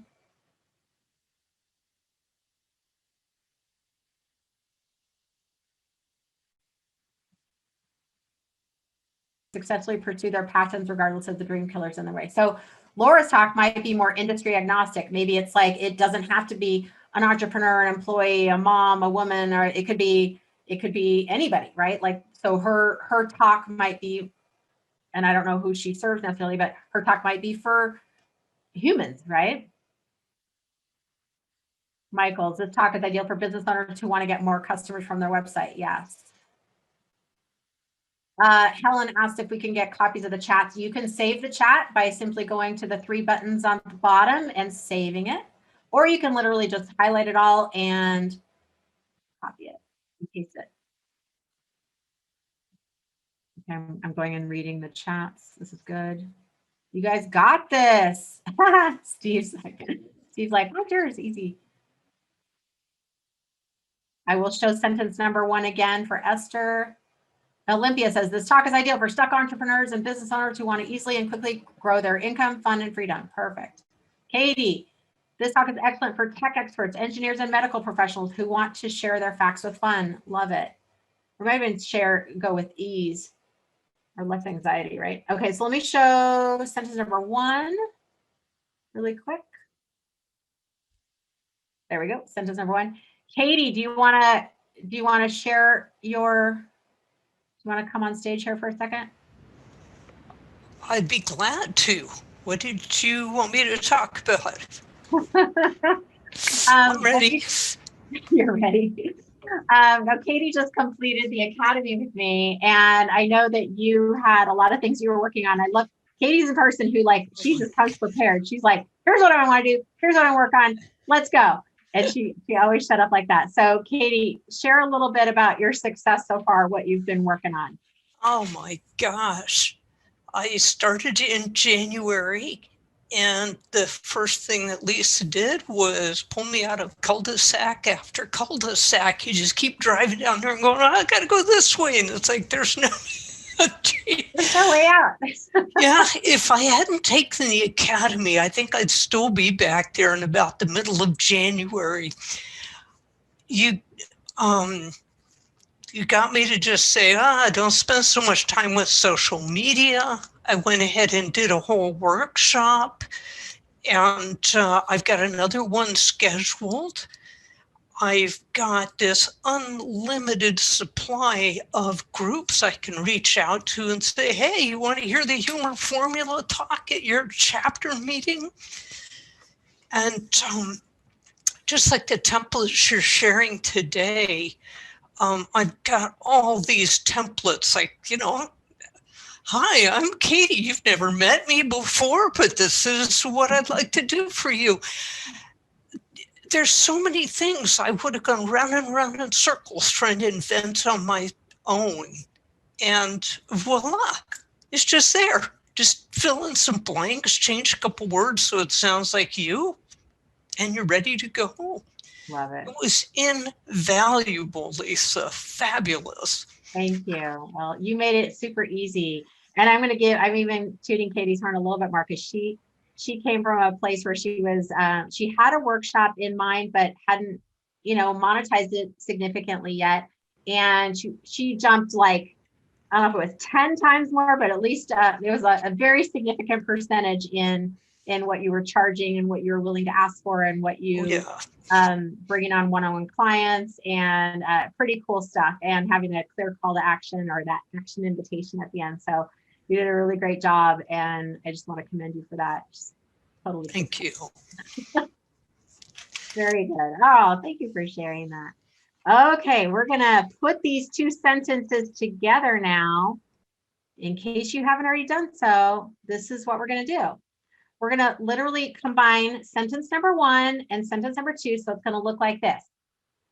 Sentence 1, and then sentence 2 right after it. This is exactly what we just covered. And so, and I'll show you at the end, like all these pieces together, but basically that will be your paragraph when you are sending this out to a booker, right? You're going to send them the title, that description, the 2 sentences you just put together, and your learning points, the 3 learning points.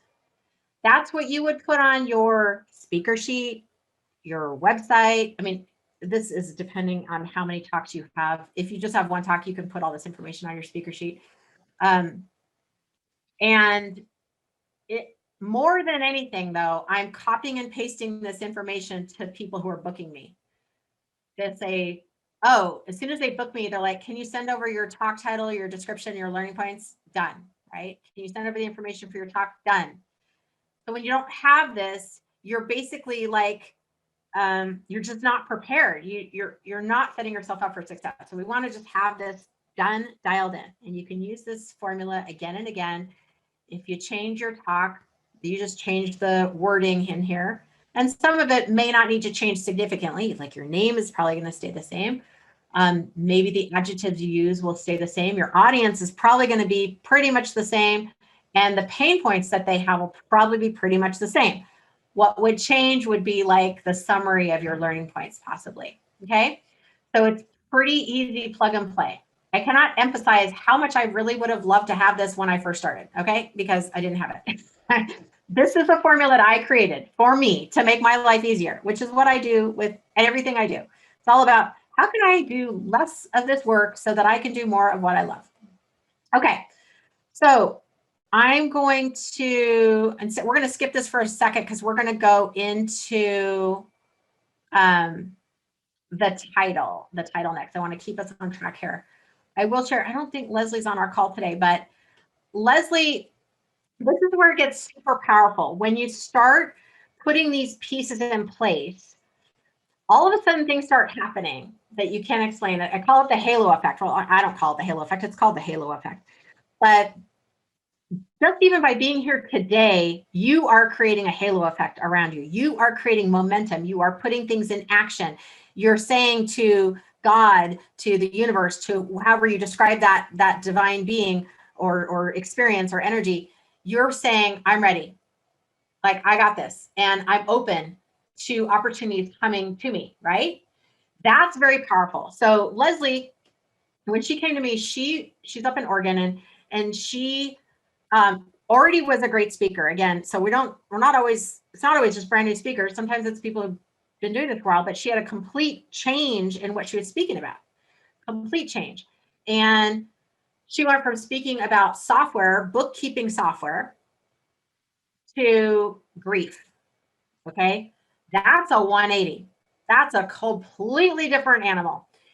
And so she had written a lot and had already had the experience of speaking. But again, here's where we're like, do people, questions she would have, like, do people want to hear this? Is it okay if I cry? Is it okay if other people cry? Like, this is really serious. What's okay? What's not okay? So these were some of the questions that she had in her mind. So what we did is we started to fine tune what was her purpose. Again, what's the monetization strategy? What's the action invitation? And then how does her talk lead her to that, right? So what's exciting about when you start to get clear on who your audience is and where they are is that she booked her bucket list conference. She had created this list of like, these are the places I want to speak. This would be like my dream place. While she was in the academy, she booked the bucket list conference. So it wasn't like, I'm just saying you don't have to wait until you learn everything to have success, okay? The whole point is you can have it along the way, right? So then this was a couple years ago. In 2020, she texted me and she said, oh, by the way, I just booked a $10,000 keynote. Now this is during the pandemic again. So I want you to know anything is possible. I want you to think infinite potentiality, like anything could happen. But the more that you prepare yourself for those things to happen, the better. You don't have a plan. You don't know what you're talking about. You don't have your stake in the ground. You don't know where you're going or who you're talking to. Then it's less likely that these miracles are going to happen. Okay. So it's just an encouragement. It's very exciting. As a coach, it's very exciting to see that stuff happen. Okay, so now we're gonna do the cherry on the cake, the title, right? This is the one everyone's been waiting for. It's like always the most interesting one, I think. I like the learning points. That's my favorite part, but okay. Now, the best for last, right? The title might have already started to emerge today. You might have noticed it come up a couple times or sort of like, maybe this is what the talk's about. And you may already have decided what that talk's going to be about. And when I work with people more closely, we start fine tuning it. We are listening. I'm listening for it. I'm like, I'm kind of, have you ever been in the zone where you're totally in the zone? When I'm in these sessions, I'm in the zone because I'm listening. And for any of my clients, I'm like, I know Jenna and Katie and Lauren, any one of my clients knows that like, I'm listening, I'm typing, I'm hearing, I'm talking, like it's all at the same time. This magical thing happens where I know where we're going and we're gonna like fine tune it and narrow it down. So, and then the title just starts to emerge, and sometimes it needs to even marinate. That's why I said you might want to revisit this information on Monday. But the creative process isn't black and white, and it always leaves space for if you're feeling stuck or whatever, like when you're doing this, give it a couple days. So just like come back to it. If you're feeling like you're forcing it, then just let it go and then come back to it. All right, but we're at least going to create some really cool drafts. So a couple of things here. You're going to be looking at your learning points, maybe your description, and like, what's the main theme here? What is it that I'm trying to say? You're looking at your monetization strategy. What am I pointing people to? Remember, where's that end destination? And so the title really encapsulates all that. So even though the title is the shortest part, it's sometimes the tricky part because you're like, it's all hanging on this. Now, I'm a fan, just my own personal opinion, I am a fan of being pretty upfront about what your title is. If it's too obscure, I think the booker's like, what? Like, what is this about? And you don't want to block those opportunities because people are confused, right? You want to I'm more of a fan of making it clear and concise and direct than like so obscure that people don't know. All right, so to get some of the juices flowing, you may want to start with some expert secrets. That might be a sentence starter for you, or to get the ideas going. Maybe you're transforming something into something else, or it might be around the problem that you solve or the solution that you provide, like how to do something or the mistakes you want to avoid. I saw that in a couple of the comments already. So if you already have, oh, you know what? I'll show you some examples of mine. So examples of past titles I've used or current titles: Get Your Talk Ready to Rock. I might sometimes say how to get your talk ready to rock. Depends. How to market your business through speaking. That's a common one. Book your virtual talk like a boss. Again, that also could be like a how to book your virtual talk like a boss. Laura asks, okay, let me answer a couple questions here. Okay, so question, the pain points. The pain points go, Misty asked, where do the pain points go? That might be in your description of like what people are trying to solve. It might be a learning point. So it might come through a couple different places. And then Laura asks, can speeches have a subtitle? They can, but again, you don't want it super long. So it kind of depends. I usually don't do a subtitle. It just depends. You don't want it so long that people have to read. So there's certain cadence that you want to, like, if you, here's a good test, litmus test. If you can fit it on the slide all in one line, you're probably in the green zone, right? Okay, so I'm going to give you some chances here. Go ahead. And if you already have your title done, like a draft, put it in the chat. And this will give other people a chance to read some examples of their peers and continue working on theirs. So I want everyone to have at least one rough draft. Okay, so we're going to give you time to do that right now. And then we'll go into some groups. So Phyllis put a business in a box or consider firing your boss. I like the, okay. Wendy, 2 titles, 3 expensive branding mistakes you never want to make. I like that. 3 tips to level up your branding in 7 seconds or less. I like that one. A little bit longer, but I like it. Okay. I like both of those. Take back your power now, Nancy. And I think that's an existing one. Lucinda, love this. How to avoid financial errors in divorce. Okay, great. Another Linda, how to get yourself primed and ready to act with confidence at the edge. Okay, Olympia gives us different choices. Cash cow collaborative lead generation. Expert secrets to generate leads with cash cow collaborations. Expert secrets to generate leads from other people's audiences. The cash cow collaborative sounds a little hard to pronounce for me, but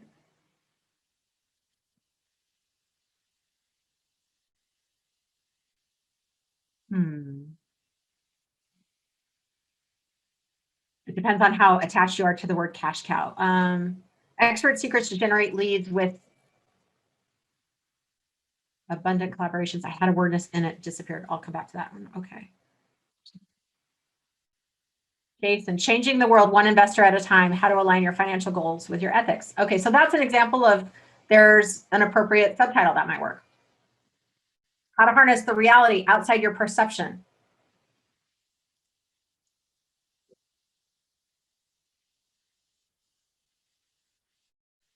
That was a little, I get it, like I'm into it, but it might be a little obscure for some audiences. So on Michelle Woodward, you might want to get some feedback from your group on that one. Okay, cool.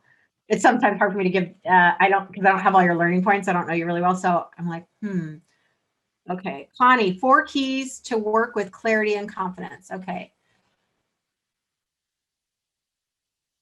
And here you might say 4 keys to increase your clarity and confidence.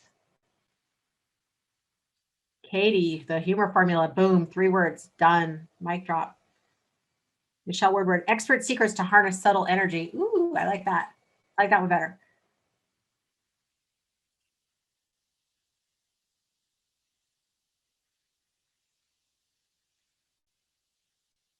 I'm reading. He's working with teens and their parents to create balanced lives. That's nice. Okay.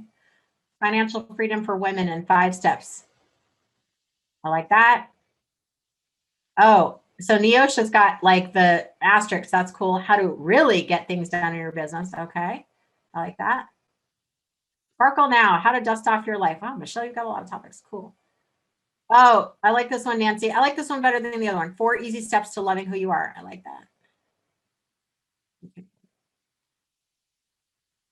Bonnie, avoiding fibromyalgia overwhelm. Cool. And even if you're solving some of that too, you might want to even put those solutions in. Joyce Simpson, how to transform your home from chaos to a sanctuary. I like that. How to create wealth through franchise ownership. I like that one, Phyllis. Sandra, get ready for your overflow. Oh, I think you're suggesting that for somebody else. All right. Is technology the big boulder that gets in the way of your success? Okay, so for Melissa, instead of making that a question, I would somehow, is technology, workshop that one with your group. Is technology the big boulder that gets in the way of your success? Yeah, because I don't know what that means. Okay. Lisa. Yeah. That wasn't for someone else. I put question marks on it behind it because I wasn't sure how it. Okay. How it came. I liked your other one. I liked your other, because I know you and I worked together. So like, get ready for your overflow. I like the divine chalk one better than that one. Okay. Do you have that one open? Do you have that open? I like your earrings, by the way. Very fabulous. Thank you. Totally off subject, but okay. Let's see here.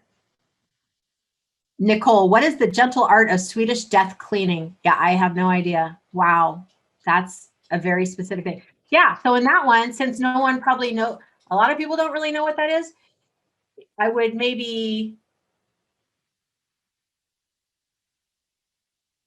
that might be, that's definitely a workshopping one. Like get in there with your group and get some feedback on like, how can you say that in a way where you're still teaching about that, but that it's more open for people to grasp onto.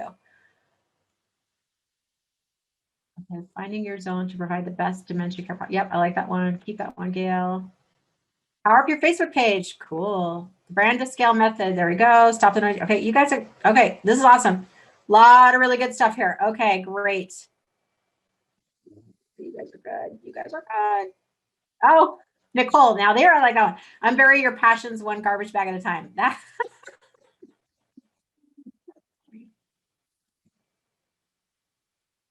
okay. Misty's saying, so don't make it a question. It kind of depends. I mean, it depends. I don't have a hard rule about not making it a question or making a question. It's just more of what makes sense. So this is where we kind of like, you can play with it. Like if it's coming out as a question and then get feedback from your group. If they're like, yeah, I don't really get it, then shift it. Okay, cool. All right. I'm going to have you guys work in your groups for a few minutes. If you need to do a quick run break, then go do that real quick and then join your group. Well, join your group. Then if you need to do a quick run around, go do that. Because then we'll go through till 1 o'clock. So I'm going to have Janet put you into your groups. How much time do they have? And how much time per person? Okay. Yeah, great question. 5 minutes per person. And I want you to come back with a rough draft of your title and your description. I'm assuming your description is already pretty much done. You might need a little tweaking on that one sentence of like, who do you serve, or what's the problem that you're solving? Okay. So 5 minutes per person, have someone keep track of time so that everyone gets an equal time. Okay. And then we'll come back around a little after 12 and then we'll wrap up some really cool stuff. Okay. Remember to stretch, move around a little bit, get your water, all the yummy stuff. Okay.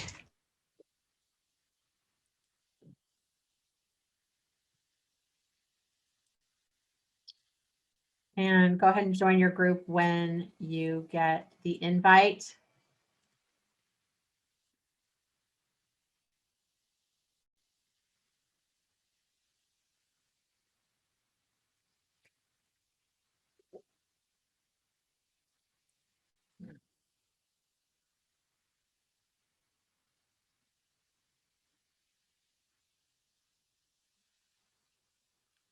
Okay, so we might have a couple people who aren't.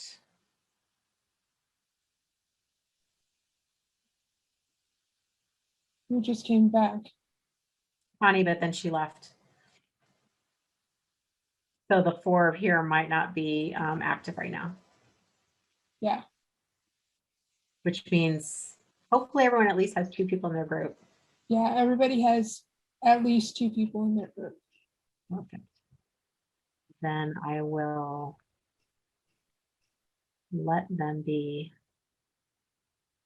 And I started a 15-minute timer.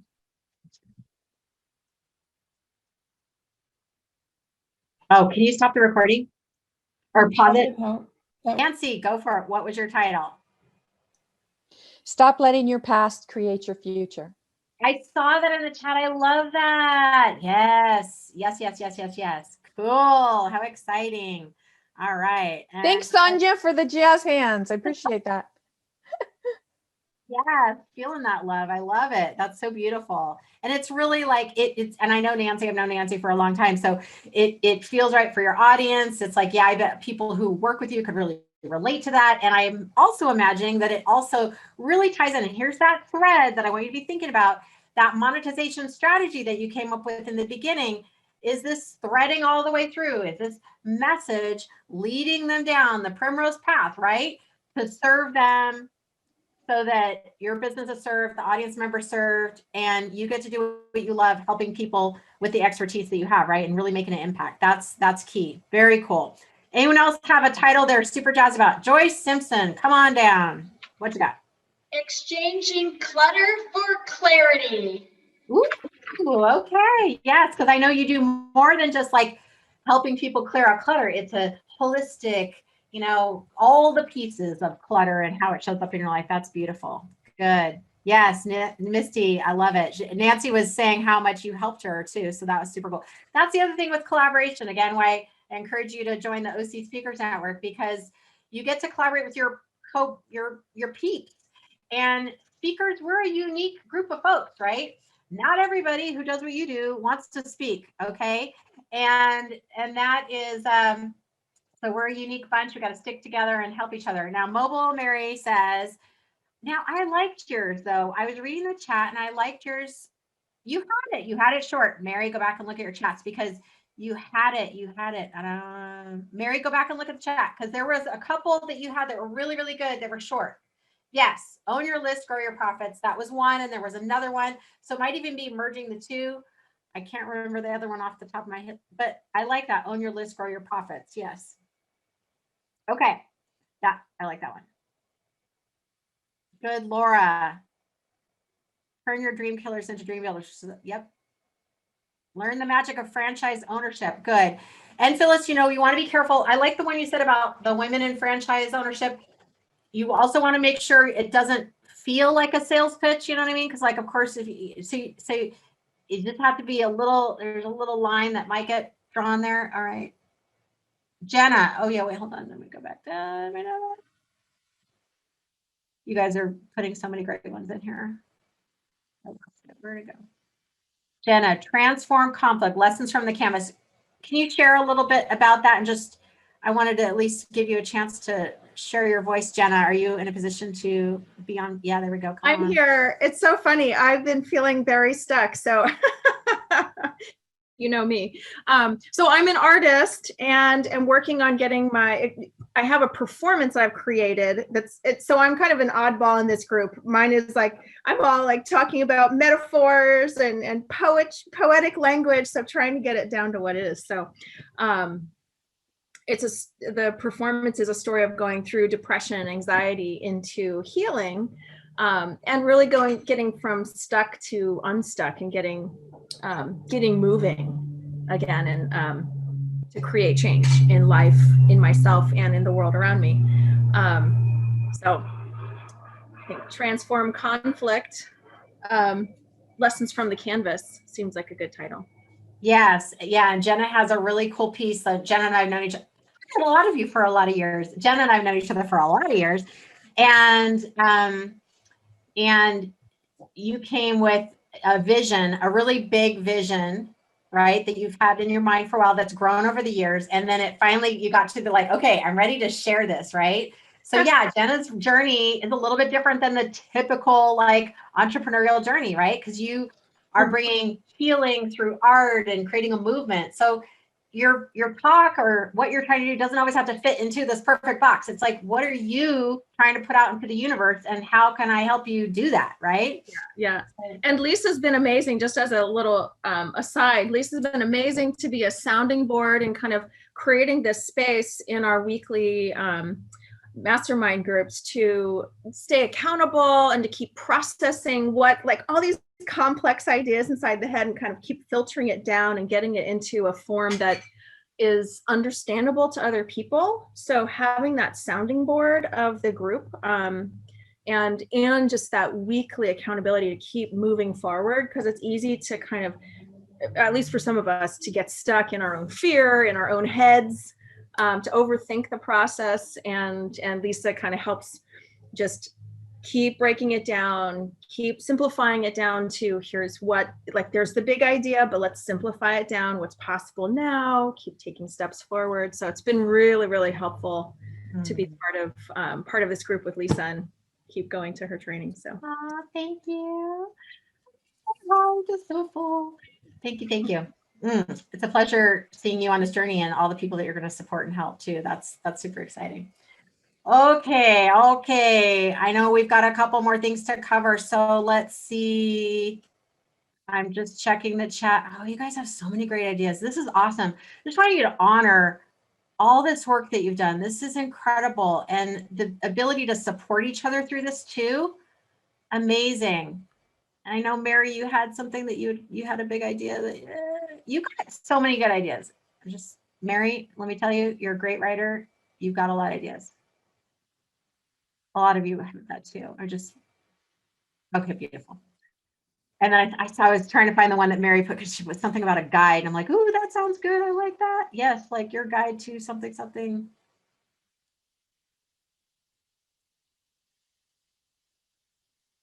Ooh, Misty, nailed it. Monetize your self-care. Now that, I like that. I like that a lot.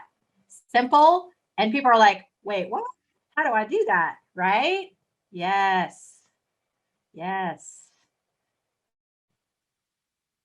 Oh, I like this one. Kara, yes.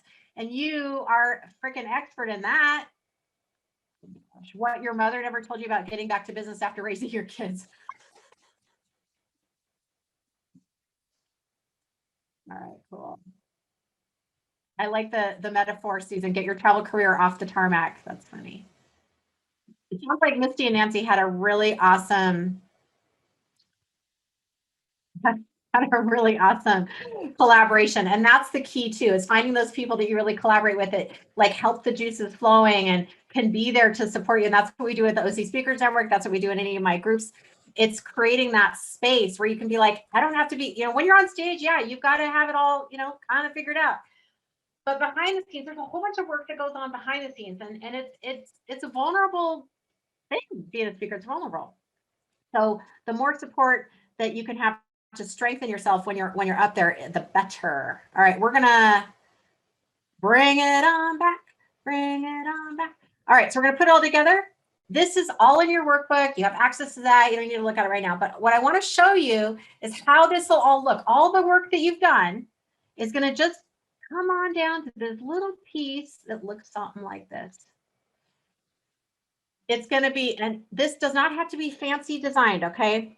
For now, like that can come later, but you're going to put your title, you do this later, but you're going to put your title, your description, your learning points all in one Word document, Google Word document, whatever, because this would be what you would copy and paste over and over and over and over and over again when bookers want to know what you speak about.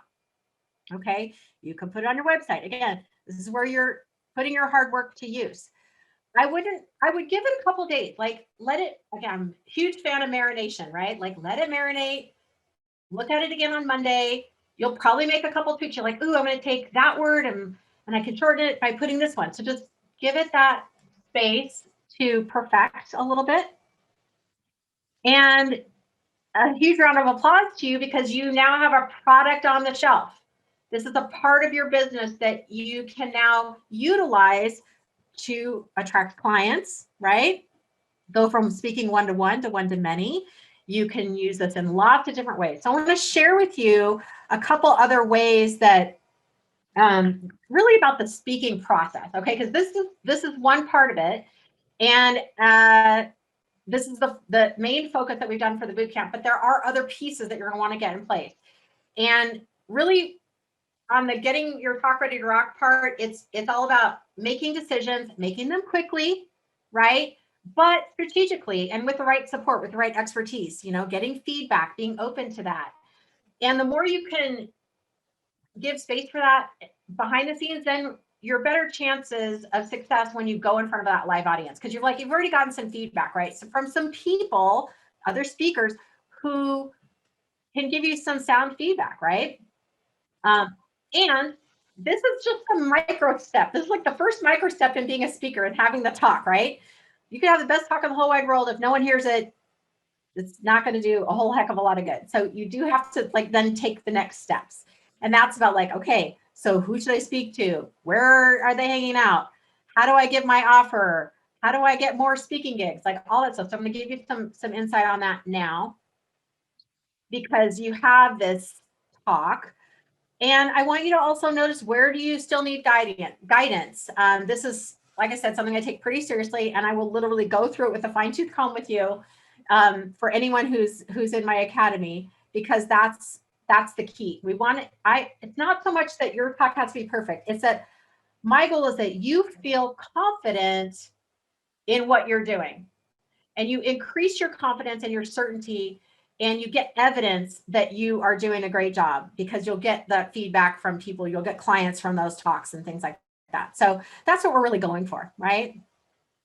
Okay, so that's key number. There's 7 keys we're going to go through. Key number 2, formatting's off. I already know that because I switched to PowerPoint. I was trying to make the slides not fuzzy. Today's been a technical weird day, but that's okay. It's all good, girl. It's all Everything good. else Yeah, has been awesome. you know how to count to 7. Amen. Okay, cool. So key number 2, thank you, Mary. Thank you. Creating your ideal speaking gig pipeline. Now, when I first started speaking, I didn't have a pipeline at all. I was at ground zero, baby. But remember, I booked like 80 gigs in a year, okay, with 0 pipeline starting out. So this is my zone of genius, you guys. I was at that first year looking in every nook and cranny, under every rock, like every, if you would have me speak, I would be there, right? So a lot of blood, sweat, and tears, not gonna lie. When people work closely with me, though, they get the benefit of my blood, sweat, and tears. So that's my gift. I'm now grateful for that blood, sweat, and tears, because now I'm like, wait, it does not have to be that hard. Let me show you how it could be easier. Let me show you how we can do the red carpet approach so that people ask you to be a speaker instead of you having a cold call and all that stuff. So then we also want to focus on the monetization. I know we did a little bit of that today.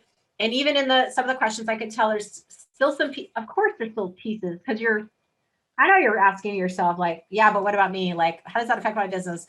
What do I do? What if I offer this? How much should I offer? Like, there's like a million questions in this topic alone. That's why this is actually one of the modules in the Academy, because there's a couple pieces that are really important. You want to be intentional and strategic, and be in alignment with who you are, how you feel, what your comfort level is on what you're asking for. That is not cookie cutter. And I don't know about you, I've seen a ton of speakers, I've seen a ton of offers from stage, I've seen them do well, I've seen them not do well.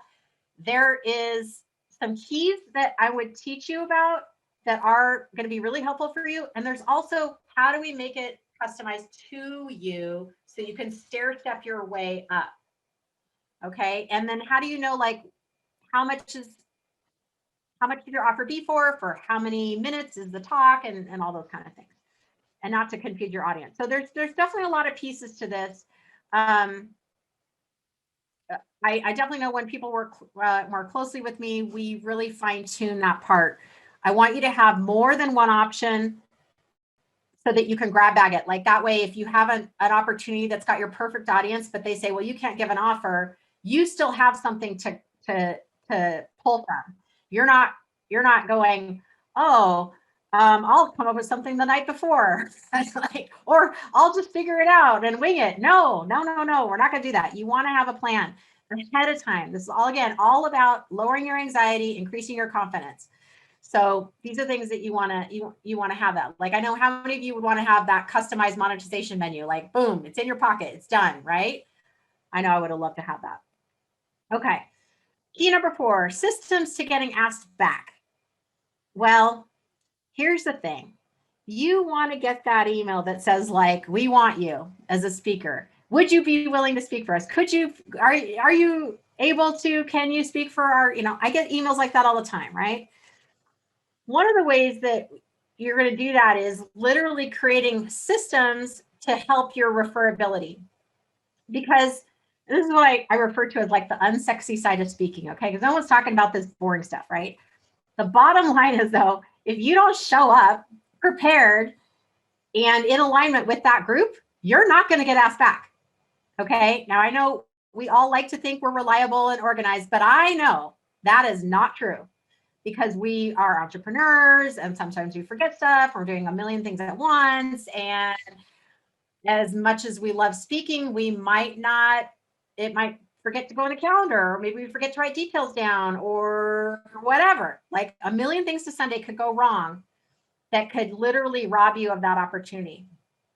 So sometimes fear of technology literally costs you money and costs you opportunity. I was talking to a gal this week who put her entire speaking on hold for the last year because she didn't want to learn Zoom. I know that's not anyone on here because you're here on Zoom, but I'm just saying this fear is real, okay? I have another client, I think she popped on but isn't on anymore, but she had a webcam in a box, brand new, for a year, because she was like, it's going to be so hard to set it up. Okay. Now, so like Jenna said, I mean, I'm here. Sometimes I'm like, listen, we're going to just get this done right now. Like, go get it. Go get the webcam. Bring it back. Take it out of the box. Set it up. And she's, you know what? It's going to be hard. It's going to be hard. I'm like, plug it in. Put it on top. Done. Right? So check. That's off the list. We don't need to take care of that anymore. It's done. It's working. Sometimes it's simple technology stuff that gets in our way. So when people work more closely with me, I make sure that you have your tech set up, your system, whatever equipment you need. And I'm not talking like $1 million studio. I'm talking like, what do you actually need to get this thing done for the least amount of investment, but the most effective? And what are you actually going to use? You don't need a bunch of crap you're not going to use. Okay. Like, I'm a very keep it real kind of person. Okay. And I personally, I'm not a tech wizard, you know what I'm saying? Like, but I know what I need to know to get done what I need to get done. And that's where I want you to be at, you know, like, so that you're comfortable enough so that you can keep moving forward with what you really love to do. And that's really the bottom line. So sometimes I know, have any of you ever gotten stuck where you're just like, you're stuck on like some stupid technology thing, and that's like now really frustrating, and you just really wanted to help your clients? Has that ever happened to me? That's happened to me. That's happened to me before. And some of you are super techie, so congratulations for those of you. All right, key number 5, speaker sheet development. If you don't have one, that's a whole nother Oprah. If you don't know what one is, I'll share really quickly. That is where it's a sales page for you as a speaker. And this is another one of those claiming your, putting that stake in the ground. Like, this is your brilliance. This is what you do. And so when you do the work that we've just done today, where you have your talk ready, now all of a sudden you're like, oh, okay, now I've got something to put on my speaker sheet. Okay, here we go. This is what I do. This is what I'm all about. And so you can use that for the speaker sheet. We do go more in depth in this in the Academy because everyone's at a different point. Like, some of you already have a speaker sheet, some of you have one, but it's been a long time since you've looked at it. Some of you know you need to have one, but you haven't started. Some of you never heard of it. We're all at a different spot, and that's okay. But the good news is, once you have it done, it's pretty much, I won't say one and done, but it's pretty much like, get it done, and then you probably won't need to look at it for a couple years. Okay, so that's one of the pieces that we put as a priority, but once you have it done, it's off your list. And by doing that, it really helps you get organized. Trust me. Okay, now key number 6. Remember, key number 2 was creating your speaking gig pipeline. This is a very important part. Keep your speaking gig pipeline full. You could get one speaking gig by, like, super easy. But how do you book yourselves again? For the last 8 years, I probably averaged 60 speaking gigs a year. So all the stuff I'm teaching you is stuff I still use. It's not like it was a really good idea at the time and a long time ago it worked. Like, this stuff, when you start to perfect and really master these strategies, you're set. You're good. You could get a speaking engagement by sneezing, right? Well, no, don't sneeze now because everyone's, anti-sneezing. But you know what I'm saying. So the idea is, how are you going to do that? What systems you need to have set up to get that speaking gig pipeline full? And how do you do it so that it's easy and fun instead of just a bunch of cold calling? Like, nobody wants to do that. So I will say, a lot of times people ask me, oh, do you have to wait till you're done with your program before you start booking yourselves? No, not at all. You can start booking yourselves as soon as we have your talk done, which is why I start with that at the beginning. As soon as we have your talk dialed in and fine-tuned, you can get started being booked ASAP. Okay. And then key number 7, the scripts for getting booked and staying booked. Now, okay, I already told you when I first started as a speaker, I was literally at ground zero. Okay. I didn't have any pipeline. I didn't consider that at all. I was hired to get clients and use speaking as a way to do it. That's what I knew. So what I did use, though, however, is that 20 plus years of sales experience that I had when I wasn't doing what I'm doing now. And that's what helped me get 80 gigs that first year, was literally like grit, determination, and sales experience. Okay, I knew how to follow up. I knew how to prospect. I knew how to close. Now, but here's the distinction. Because what happened after that is really the key and why, one of the reasons why we're here today. When speakers started asking me, well, how did you get the gig? What did you do? How did you do that? I got that question so much, I realized, this is clearly a problem for people. Like, they want to speak, but like they can't figure out how, where, what, how do I get on that stage? And that was the gap. It wasn't so much getting your talk done, although that's an impetus for all this, but it's like, how do I actually get on the stage? How do I get the gig? So I started listening and recording what I said. I was like, well, how am I doing this? What am I doing? And so the scripts that I share with my clients are the ones I use myself still to this day. And that way you're not staring at a blank page to email this person or not making that phone call because you're worried about what to say. You have a starting point. When people work closely with me, that's like they have a starting point, and then you can make it your own. Obviously, you're not going to say exactly the same thing I'm saying, but you can take my version and go, oh, yeah, that's a no-brainer, right? And I can make that my own, and I can get comfortable having that conversation because I think most of you would rather have like the yes, we'd like to book you instead of the I'll think about it, or we'll think about it. Oh, we'll put you in our files and think about it and get back to you, right? You don't want that. You want to get it booked right then and there. If it's a fit. So that's really the goal, is how can you get to that yes more quickly without sounding salesy or creepy or anything like that. It's not about that, okay? It's about having that natural collaborative conversation. So here's the 7 keys again, if you want to just note that for yourself. When I work more closely with people, obviously they're going to get some templates and guidance for all these pieces. You get access to all that curriculum, and you do get the one-on-one monetization strategy session with me. It's a 2-hour session, and that's where we're going to fine-tune your talk, whatever you worked on today, or if you want to create a completely different talk, we'll do that. Create some more monetization strategies beyond what you did today. Okay, so let me share a little bit about how to get in touch with me and stay in my orbit. Really, this is just an opportunity to, if you are picking up what I'm throwing down and you know you need some support and you've been thinking about speaking for a long time, but just haven't pulled the trigger, you know that it's a way to build your business and for whatever reason just haven't started yet, then let's just have a conversation. That's really what I'm inviting you to do, is have a conversation with me. I'm a big fan of, it's time to put that stake in the ground. It feels really, really good when you do. This is definitely for people who are ready to move forward. You want to be seen, you want to be heard. You're really ready to invest in yourself in this part of your business because you know that it's something you can use for years to come. Very simple. All you do is you're going to apply for the Rock Your Talk Readiness Assessment. There's a couple of questions on there. It's on GetSpeakingGigsNow.com/chat. Very easy. And we'll talk and see what it is that you are trying to achieve.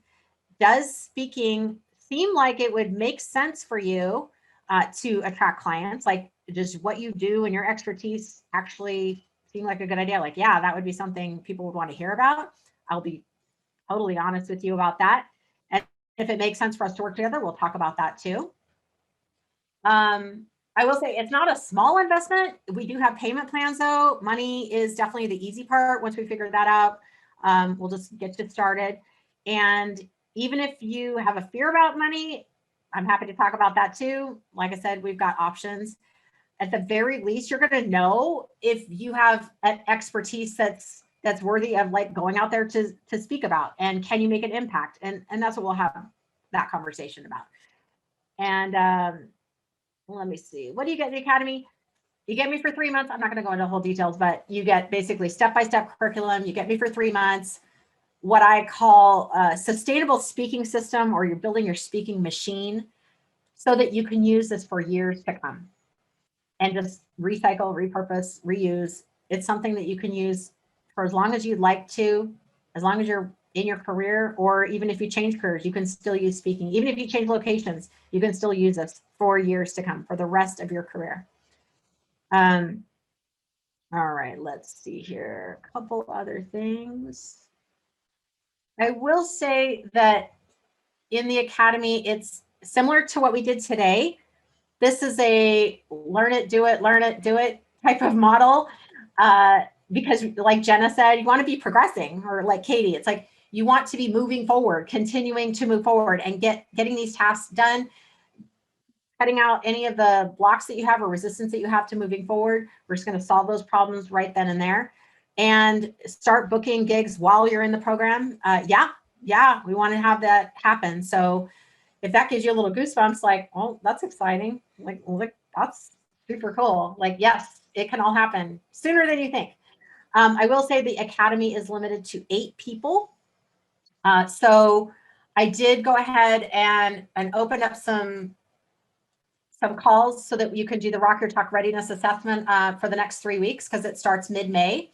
So there's some open time on my calendar. I literally had it blocked off just for you guys and I opened it up literally last night because I didn't want that to get taken up by anybody else. So really, if this is speaking for you and you're like ready to get started speaking, just let's have a conversation, opportunity to do that. And there's just a couple of questions on there for you.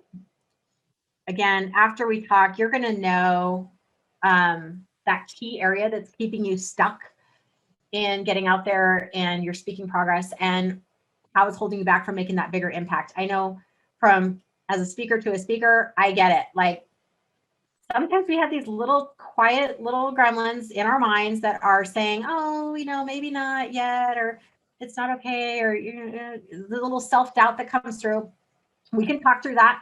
I'm a very direct person. I will give you direct feedback or ask you direct questions. And if you're cool with that, we're going to progress a lot more quickly. And if it's not a fit for us to work together, that's fine too. It's really no strings attached here. Okay. But I just wanted to at least give that offer to you. If you're noticing that little voice inside your head, like, okay, this was the sign I've been waiting for. Let's go.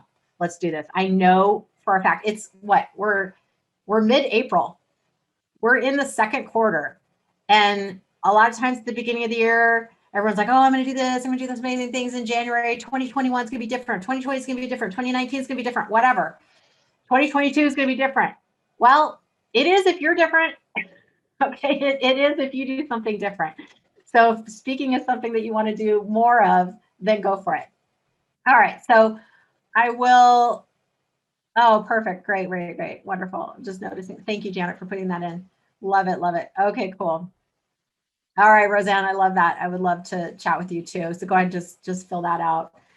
Woo-woo. Okay, so now I want to hear, I'm actually going to take us off of share for a second. I want to hear the big takeaways that you've gotten today, because I really want you to honor the work that you've done and to write it out again, even if you wrote the title out already, or even if you wrote something about, like, again, we're going for that unconscious competence, right? This is so exciting. I will do a couple little reminders for you. Remember to save the chat if you so desire. Remember that we will be sending you the recording probably on Monday. We'll probably gonna happen on Monday. Yeah, it might not be Monday, but it'll be soon. And you'll get the recording and the workbook. If you're listening to the recording, the workbook should be on the same link there. I am considering hosting a speaker palooza, which is like an open house in a couple weeks. I know sometimes there's like lingering questions after an event like this. And you're like, okay, I got to this point, but then I got stuck, or wait, but now I have a question about this. And so that's really what the open house is going to be for. So notice if you will be getting an invite for that, if I decide to do that. And I think that was the main things I wanted to tell you. Okay, I'm going to stop the share. And I want to hear your big takeaways thus far. Okay, cool. Oh, you're welcome, Jason. Great, great, great. Oh yeah, no, Carlos, I didn't give any investment in time or money because we'll just talk about it on the call. Like I said, I didn't want to spend a lot of time going through it's a free call that you can just grab some time with me. Thank you, Michael. Templates are gold. Yes, right? Like who loved that Mad Libs thing, right? Who loved that Mad Libs? Michael's like, yes, ma'am. Yes, yes. It makes it so much easier. You can use that for every single talk you ever create in your whole life. It's so amazing. Mary, I knew you'd love that. Mad about Mad Libs. You guys are so funny. Oh my gosh, I love it. All right. Does anyone want to come unmute for a minute or like raise your hand if you want to unmute and share what you got out of today? Katie, go for it. I saw your hand first. There we go. Yeah, we had already sketched out the title and the points, and I went through and spiffed them up, and I'm really excited with it. So I'm going to update the web page, update the cold letter, and send 20 more this week. Yeah, I love it. Halo effect is happening. See, that's what happens when you do work like this today. You've dedicated your time, and you now all of a sudden you're prompted to do some other stuff and excited. Yes, love it. All right, who else wants to share something? Roseanne, go for it. Yes, you have inspired me so much. I've put this on hold, the program that I created, and because I think you heard that I created it before the pandemic, and then boom. And so I thought, how am I going to market it? Whatever. You have inspired me. There's a spark inside of me. So yeah, it's I just got chills. So Oh my gosh. reach out to you. Oh my gosh, I'm so excited. Yes, it's like so exciting, right? The spark. Oh, I love that. Yummy. Yeah. I'll tell you about my dad's hypnosis store when we talk to. Yeah, good. Cool. All right, who else wants to share? Gail, is that a yes? You want to share? Go for it, girl. Yeah. Oh man, this has been, talk about a word in due season. This has been the perfect word in due season. A year ago this time, well, a little more than a year ago this time, I was in the middle of planning a cross-country book tour. Mm-hmm. And then COVID hit, which had a trickle-down effect of my father, who lives in another state and has dementia, had a lot of needs, and I put everything on ice. Yep. Anyone else put anything on ice in 2020? We all got our cheese moved a lot, right? Kept moving around. Yeah. And now kind of I've been feeling like my mojo's missing. I can't get my mojo cranked back up, but this is, this is like putting a new spark plug in, and there's a little something firing there. So I'm really grateful, and I'm so glad I, by hook or by crook, ended up here today. I'm so glad too. Yeah, sometimes you just need that little that little tinder in the fire. I love it. Beautiful. Thank you, Gail. All right. Anyone else? Miss Sanja. I just wanted to say that I love the community, and I love the community of different people speaking into the room, their truth, and just being authentic and doing what they love. And I think that speaks so much to who we are and how we give to the world. This is service. Yes. This is service, and it opens up the world to know that everybody else can do it too. Oh, I love that. Yep. So far in the past, when I was growing up, we were told you need to be, I was taking home economics and sewing and typing, and that's the only thing that they put on the table that, women, we could do. I was born in, way back when. Anyway, and so now I'm learning, and I've learned from all of you, do what you love. Find the joy in that. And so I just love the community, and thank you so much for bringing this forum together. You are welcome, my friend. Yes, I love it too. It's more fun playing with others. Miss Mary, Miss Mobile Mary. Hey, kind of touching on what Sonia said, which was really cool because we've known each other in past lives. So your private messaging was fun. So I want to thank you not only for your simplicity of spelling it out. The Mad Lib thing is awesome. But also this community that you attract of awesome people, because I've gotten so much from everybody else in the chat, like, think of this, because I think sometimes, and that's why we need people like you, Leisa, is that we're too close to it. Like our nose is in the forest, right? So we can't see the trees. And so having to pull back and have people, come at from a different perspective, like in the breakout rooms and even just in the chat, was really helpful, because I've been doing this so long that it's like, and I was like, yeah.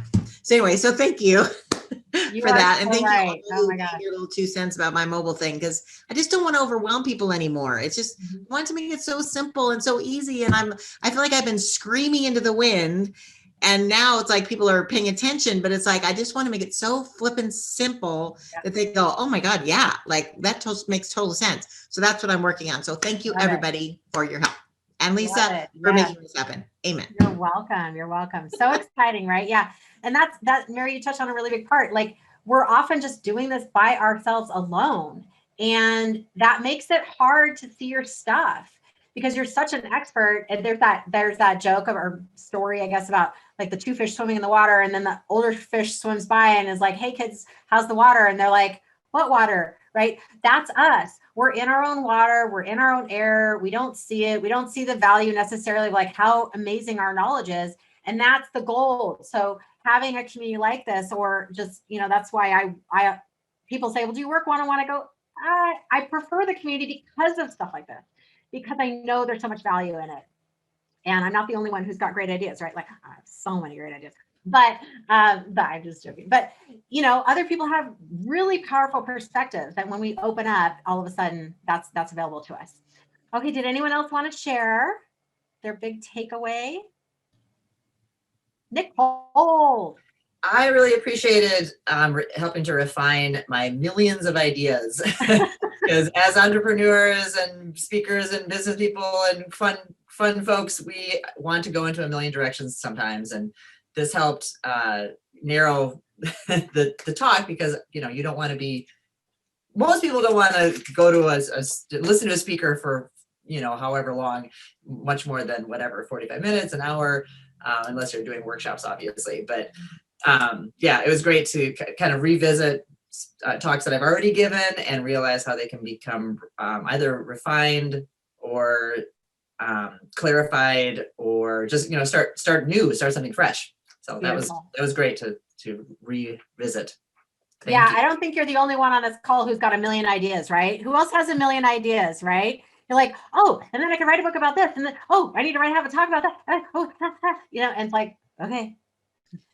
My challenge is my company name is another brilliant idea. So there's a lot of pressure there, man. So thank you guys for narrowing. Yes. Yes.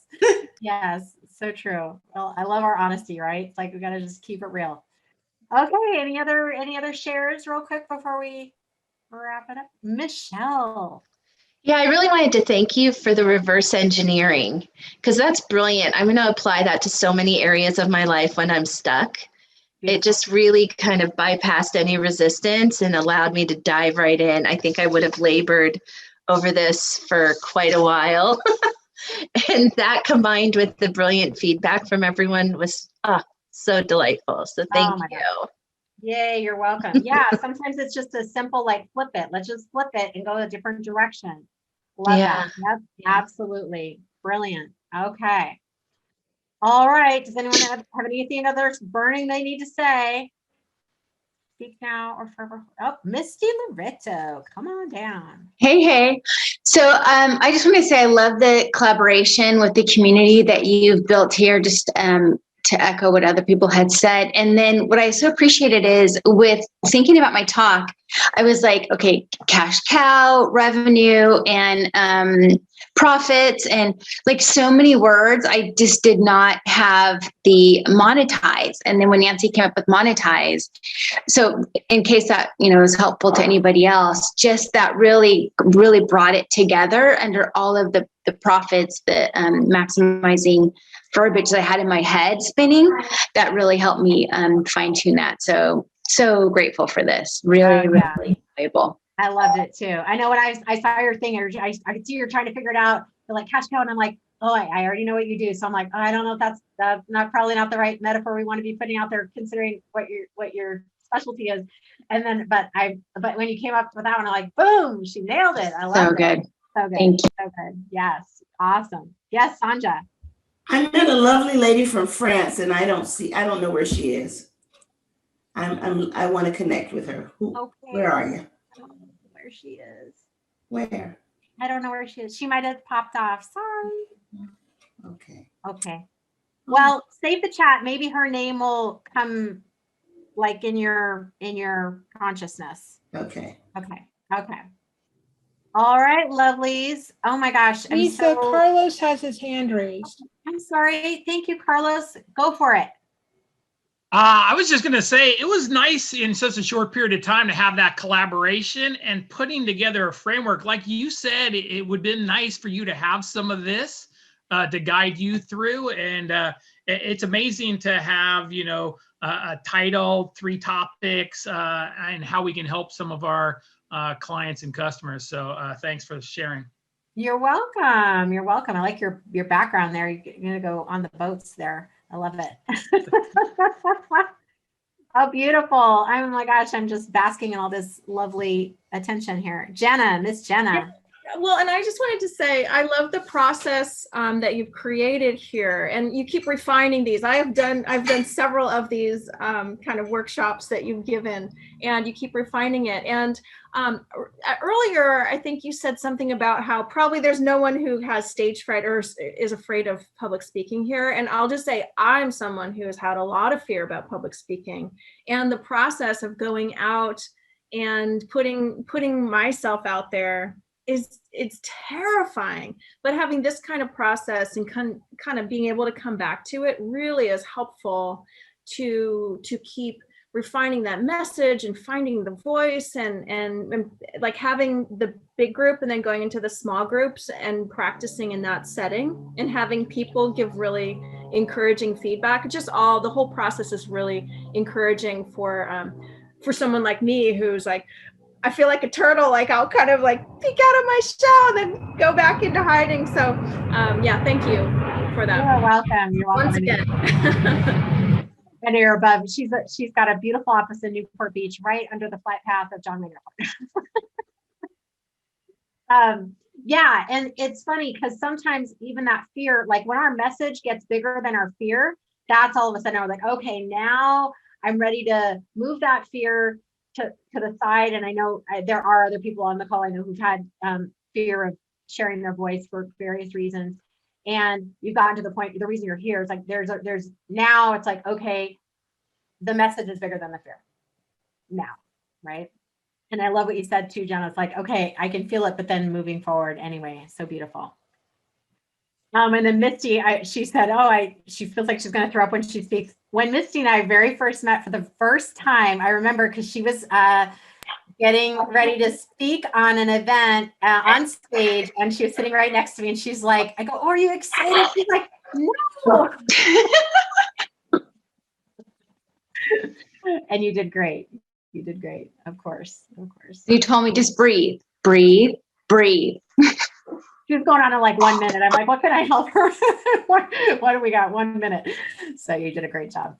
All right, everyone. I'm so excited that you did this work. I want to just honor your work, honor where you are in this process.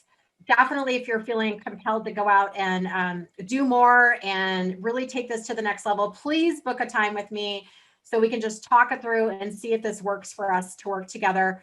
That Janet, you can put that up on it's GetSpeakingGigsNow.com/chat. There's a couple questions on there. It's pretty simple, and that way we can really flesh this out and see what the best plan of action would be for you to take.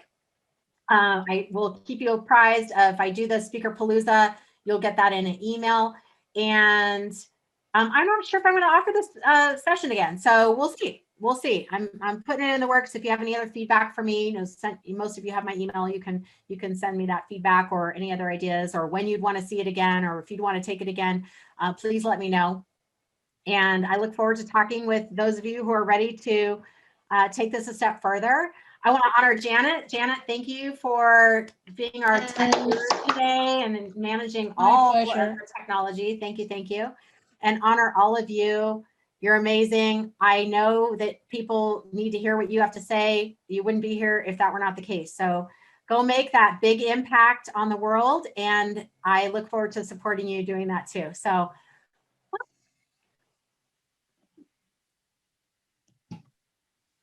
Bye, everyone.